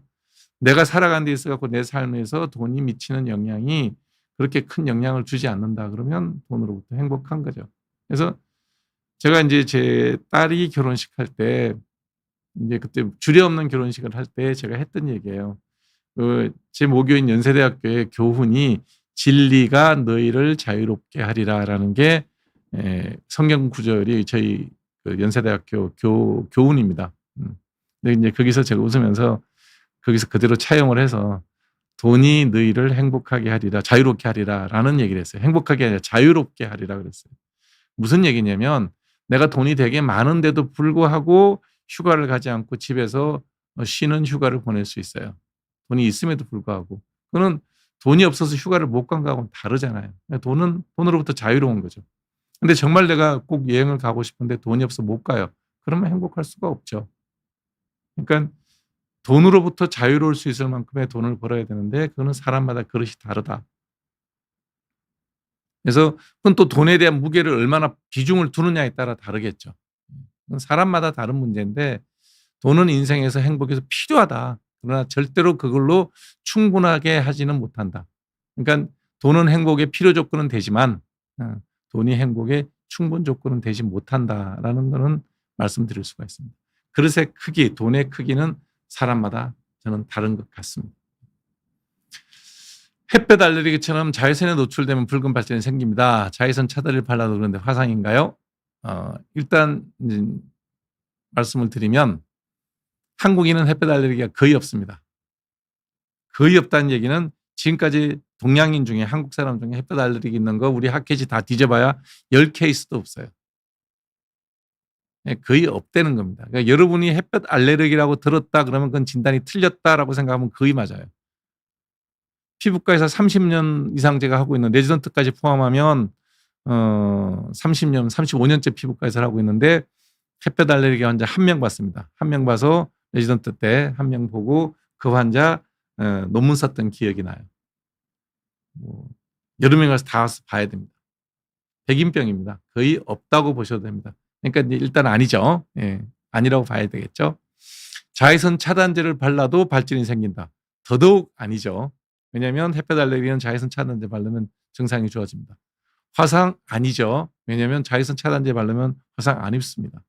결론 무슨 병인지 모르겠으나 20년째 다이어트님은 자외선과 무관한 다른 피부병이 있었을 가능성이 많다라고 보면 됩니다. 자외선에 노출되면이라고 했는데 우리 피부에서 자외선에 가장 많이 노출되는 부위가 얼굴이죠. 얼굴, 목, 여름 같으면 팔. 근데 과연 그게 발진이 있었는지 그다음에 그게 꼭 자외선과 연관되는지 아닌지 이런 것들은 전문의가 봐야 되겠지만 요 세 줄의 문장에 그러니까 두 문장 속에서 보면 햇볕 알레르기 한국인 가능성 낮다. 그다음에 자외선 차단제 발라도 생겼다. 그럼 화상도 아니고 햇볕 알레르기도 아니죠. 뭔지는 요 글러 갖고는 알 수가 없습니다. 65세까지 일하다 은퇴하니 막상 시간 어떻게 볼지 모르겠습니다. 은퇴 후 삶을 어떻게 잘 보냈을지. 이분에게 재밌는 얘기 하나 해드릴게요. 어떤 분이 90에 쓴 글이에요. 90에 쓴 글인데 65세 은퇴하고 난 다음에 정말 인생 다 살았다. 이제 퇴직금 받아서 그냥 알뜰하게 살면서 이제 노후 생활을 그냥 편안하게 지내야 되겠다. 라고 이제 시간을 보냈대요. 10년이 지나도 건강하고 여전히 친구들도 있고 20년이 지나도 건강해서 80이 넘어서 공부를 시작했답니다.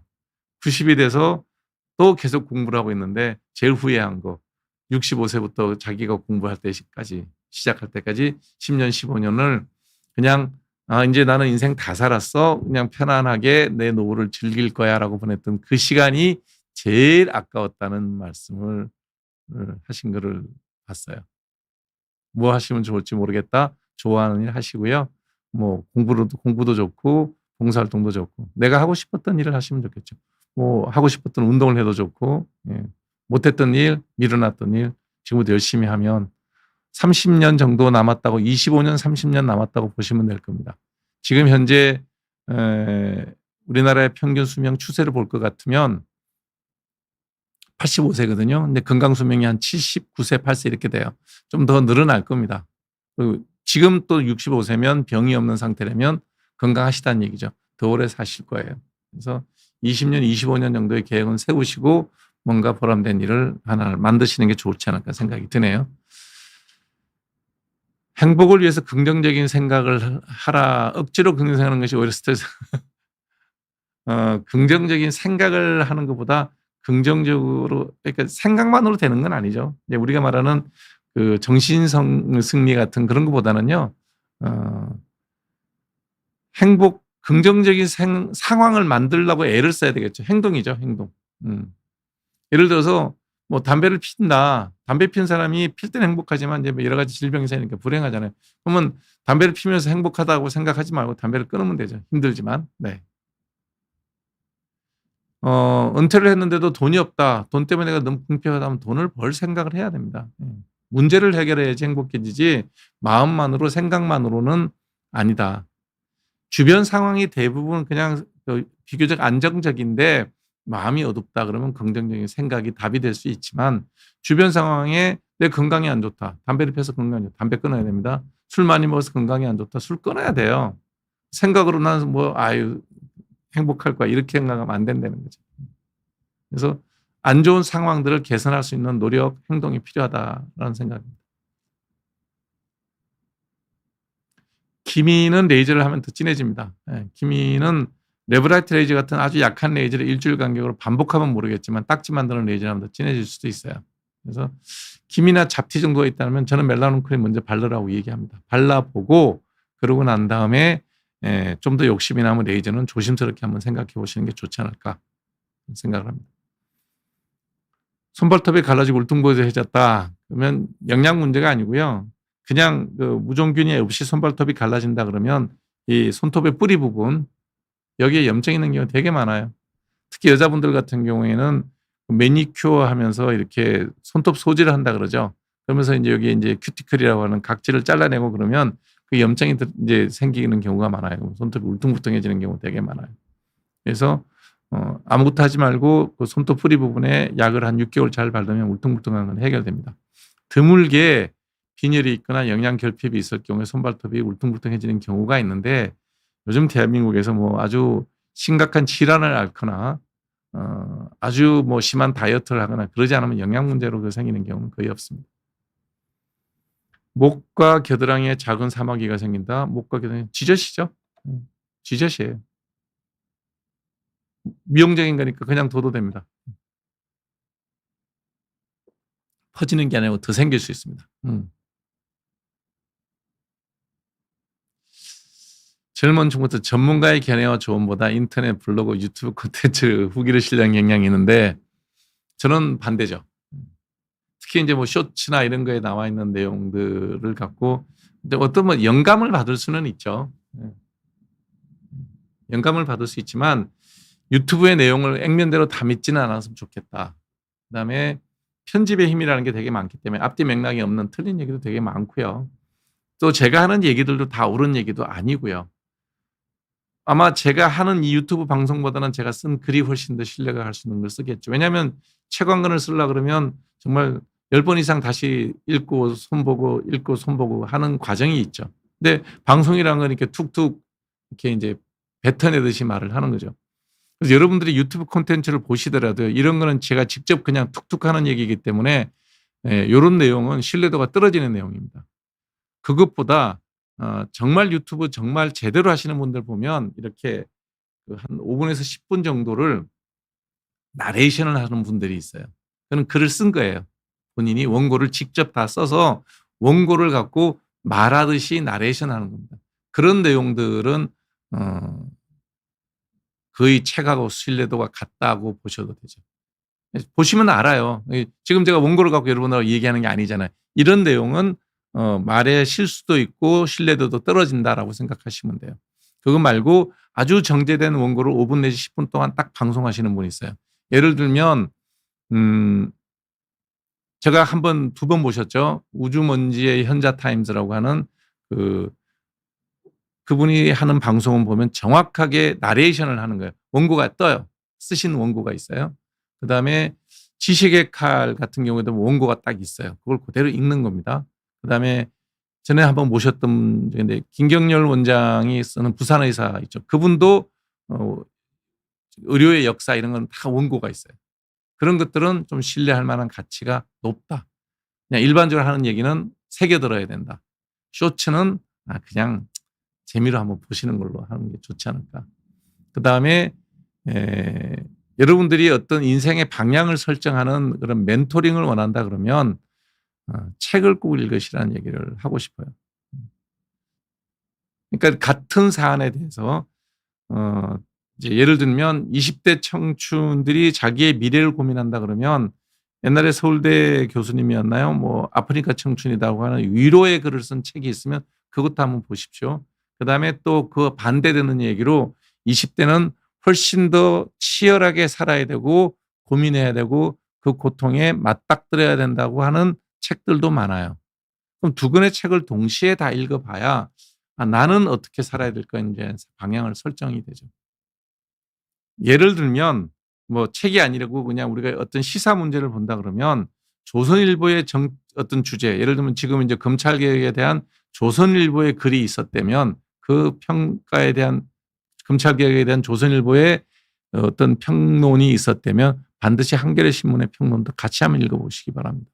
두 개를 읽어보면 그 전체 맥락에 어떤 의미가 있는지를 살필 수 있고 내 생각이 거기서 정해질 수 있다는 거예요.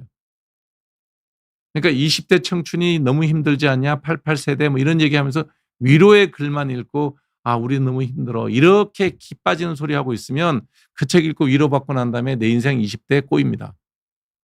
그것보다 20대 때 치열하게 세상을 부딪혀 살면서 석세스 스토리를 만들어낸 사람들의 책도 있고 또 20대는 원래 그러하다. 아까 제가 표 보여드렸지만 20대는 내가 휴가나 여가를 보내는 건 10 내지 20%예요. 나머지 8, 90%는 정말 일과 공부와 뭐 비즈니스든 뭐든 미래를 대비할 수 있는데 인생을 쏟아부어야 된다라고 얘기를 하는 이런 사람도 있단 말이에요. 누구 말이 옳은지 정답은 없어요. 아프리카 청춘이라를 받고 그 위로받고 거기에 그렇게 매몰돼서 사는 그분의 선택도 중요하고 또 20대 때 죽자고 한번 일해봐라라고 하는 이런 사람의 조언도 또 필요할 때가 있어요. 본인은 그 가운데 어디에서 또 골라낼 수 있는 거죠. 어느 쪽을 선택할 수도 있는 거고. 그래서 짧은 유튜브의 내용이나 쇼츠에서 영감을 뭐 보고 더 찾아가는 거는 모르겠지만 그게 정답이다 생각하시면 잘못된 선택일 수가 많죠. 특정 부위가 계속 가렵고 스테로이드 연고를 발라도 심해지는 것 같은데 고쳐주는 방법이 없나요? 아토피를 하는데 이게 맞는지 모르겠어요. 아토피가 특정 부위라고 그러면 되게 접히는 자리입니다. 이게 모든 접히는 안쪽 굴곡 부위 쪽에 생기는 거거든요. 그게 특정 부위라면 정답은 스테로이드를 바르는 게 제일 좋고요. 아주 심한 경우라면 먹는 약이나 주사제 같은 게 요즘 되게 많이 나와 있어요. 그 이뮤노모듈레이터라고 하는 그 아토피를 유발하는 인터루킨 7번, 10번 요것만 선택적으로 억제하는 듀피젠트라든지 뭐 이런 것들이 올루미언트 이런 약들이 많이 나와 있어요. 그래서 피부과 전문의사님들이 만나면 뭐 다 알고 있는 내용들이기 때문에 본인이 혼자 고민하지 말고요. 심하면 대학병원에서 얘기했던 이뮤노모듈레이터를 쓰고요. 아주 심하지 않으면 바르는 스테로이드 연고를 갖고도 좋아집니다. 고지혈증 약 드시다가 체중 감량을 다 끊었습니다. 네, 다 끊었습니다. 아니요, 이게 정상화되면 끊을 수 있어요. 저는 그 유튜브 하느라고 정말 뭐 이렇게 앉아서 맨날 자료 찾고 인터넷 뭐 자료 찾고 자료 만들고 PPT 만들고 뭐 이러는 게 한 2년을 거의 운동 없이 하루 종일 앉아 있는 거죠. 진료 보고 집에 오면 또 그거 하고 그 옆에 맛있는 거 주워 먹고 그러니까 뭐 체중이 급격하게 늘면서 정말 제가 봐도 배가 이렇게 임신한 6, 7개월 되는 정도 배가 되고 체중이 10kg가 늘었죠. 그러면 이제 이상하다 그래서 증상이 좀 안 좋아요. 몸이 하여튼 무겁고 안 좋더라고요. 검사했더니 고혈압에 고지혈증이 있더라고요. 6달 약 먹고 약 바르고요. 지금 뭐 보시면 아시겠지만 정상으로 체중 다 뺐습니다. 그리고 혈압 재면 정상 체중의 정상 혈압에 정상 지혈 리피드 프로파일이 정상이죠. 먹을 필요 없죠. 이제 되게 이제 그러면 사람들이 독하다 그러죠. 근데 저는 갑자기 2년 만에 만들어진 일이고 또 한 6개월 만에 다 모든 걸 정리했으니까. 근데 독하게 하지 못하면 그러면 그거는 약 계속 드셔야 됩니다. 밤에 많이 가려워서 긁으면 오돌 일어나고 계속 가렵습니다. 이게 이제 문제거든요. 긁으면 올라오는 거는 저거는 이제 피부 묘기증이라고 하는 두드러기 일종이에요. 근데 가만히 있는데 긁지는 않았을 거예요. 가려우니까 긁었죠. 왜 가려우냐? 이게 이제 문제예요. 우리가 피부과에서 환자들 괜히 이런 분들 많이 와요. 긁으면 올라온다. 긁으면 올라오는 것 자체는 심각한 병이 아니에요. 냅두면 한 30분에서 2시간 사이에 다 가라앉아요. 피부 묘기증은. 그래서 물리적 압박 두드러기라고 하는 건데 별거 아니에요. 냅두면 돼요. 문제는 그게 아니라 가려웠다는 거예요. 선행이 먼저예요. 가려운 게 선행된 거예요. 저거는 좀 달라요. 우리가 우연히 아무 증상이 없는데 뭐 이렇게 긁든지 부딪히든지 해서 두드러기 올라오는 거는 냅두면 돼요. 근데 가려워서 긁었다는 거죠. 왜 가려우냐? 이게 문제라는 거예요. 피부에 발진 없이 가려우면 반드시 내과 검사를 해봐야 됩니다. 갑상선 기능 저하증이나 지능이 올라갈 때도 가렵고요. 그다음에 숨겨진 암이 있어도 가려워요. 그다음에 결핵 같은 것도 증상이 나타나기 전에 가려움 쪽으로 먼저 나타나는 경우도 있어요. 그 외에 부신피질 호르몬의 이상이 생겨도 가려워요. 다 내과 질환이에요. 그래서 이유 없이 피부에 아무런 발진이 없는데 가려움증이 반복된다. 그러면 검사해 보셔야 됩니다. 그럼 사람들은 별것 아닌데 왜 그런 걸 어려운 걸 겁을 주냐 그러는데 실제로 그런 겁니다. 피부에 발진 없이 가려운 게 훨씬 심각한 상태예요. 피부에 발진이 있다. 그럼 피부병이에요. 별거 아니에요. 약 발라도 되고 뭐 약 조금 먹어도 되고. 그건 간단한 거예요. 피부 자체에 생긴 병이 우리 건강에 무슨 영향을 크게 주겠어요. 근데 피부가 멀쩡한데 가렵다. 그건 몸속에 문제 심각한 병이 있다는 거죠. 그런 문제에 대해서 꼭 검사를 해봐야 된다. 대학병원 가면 피부 발진 없이 가려움증이 있을 때 해야 되는 기본 검사들의 항목들이 있어요. 한번 쭉 다 해보셔야 됩니다. 소소님, 네, 감사합니다. 네. 많은 후원금 보내주셨는데요. 네, 우리 PD들 맛있는 거 사 먹도록 조치하도록 하겠습니다. 감사합니다.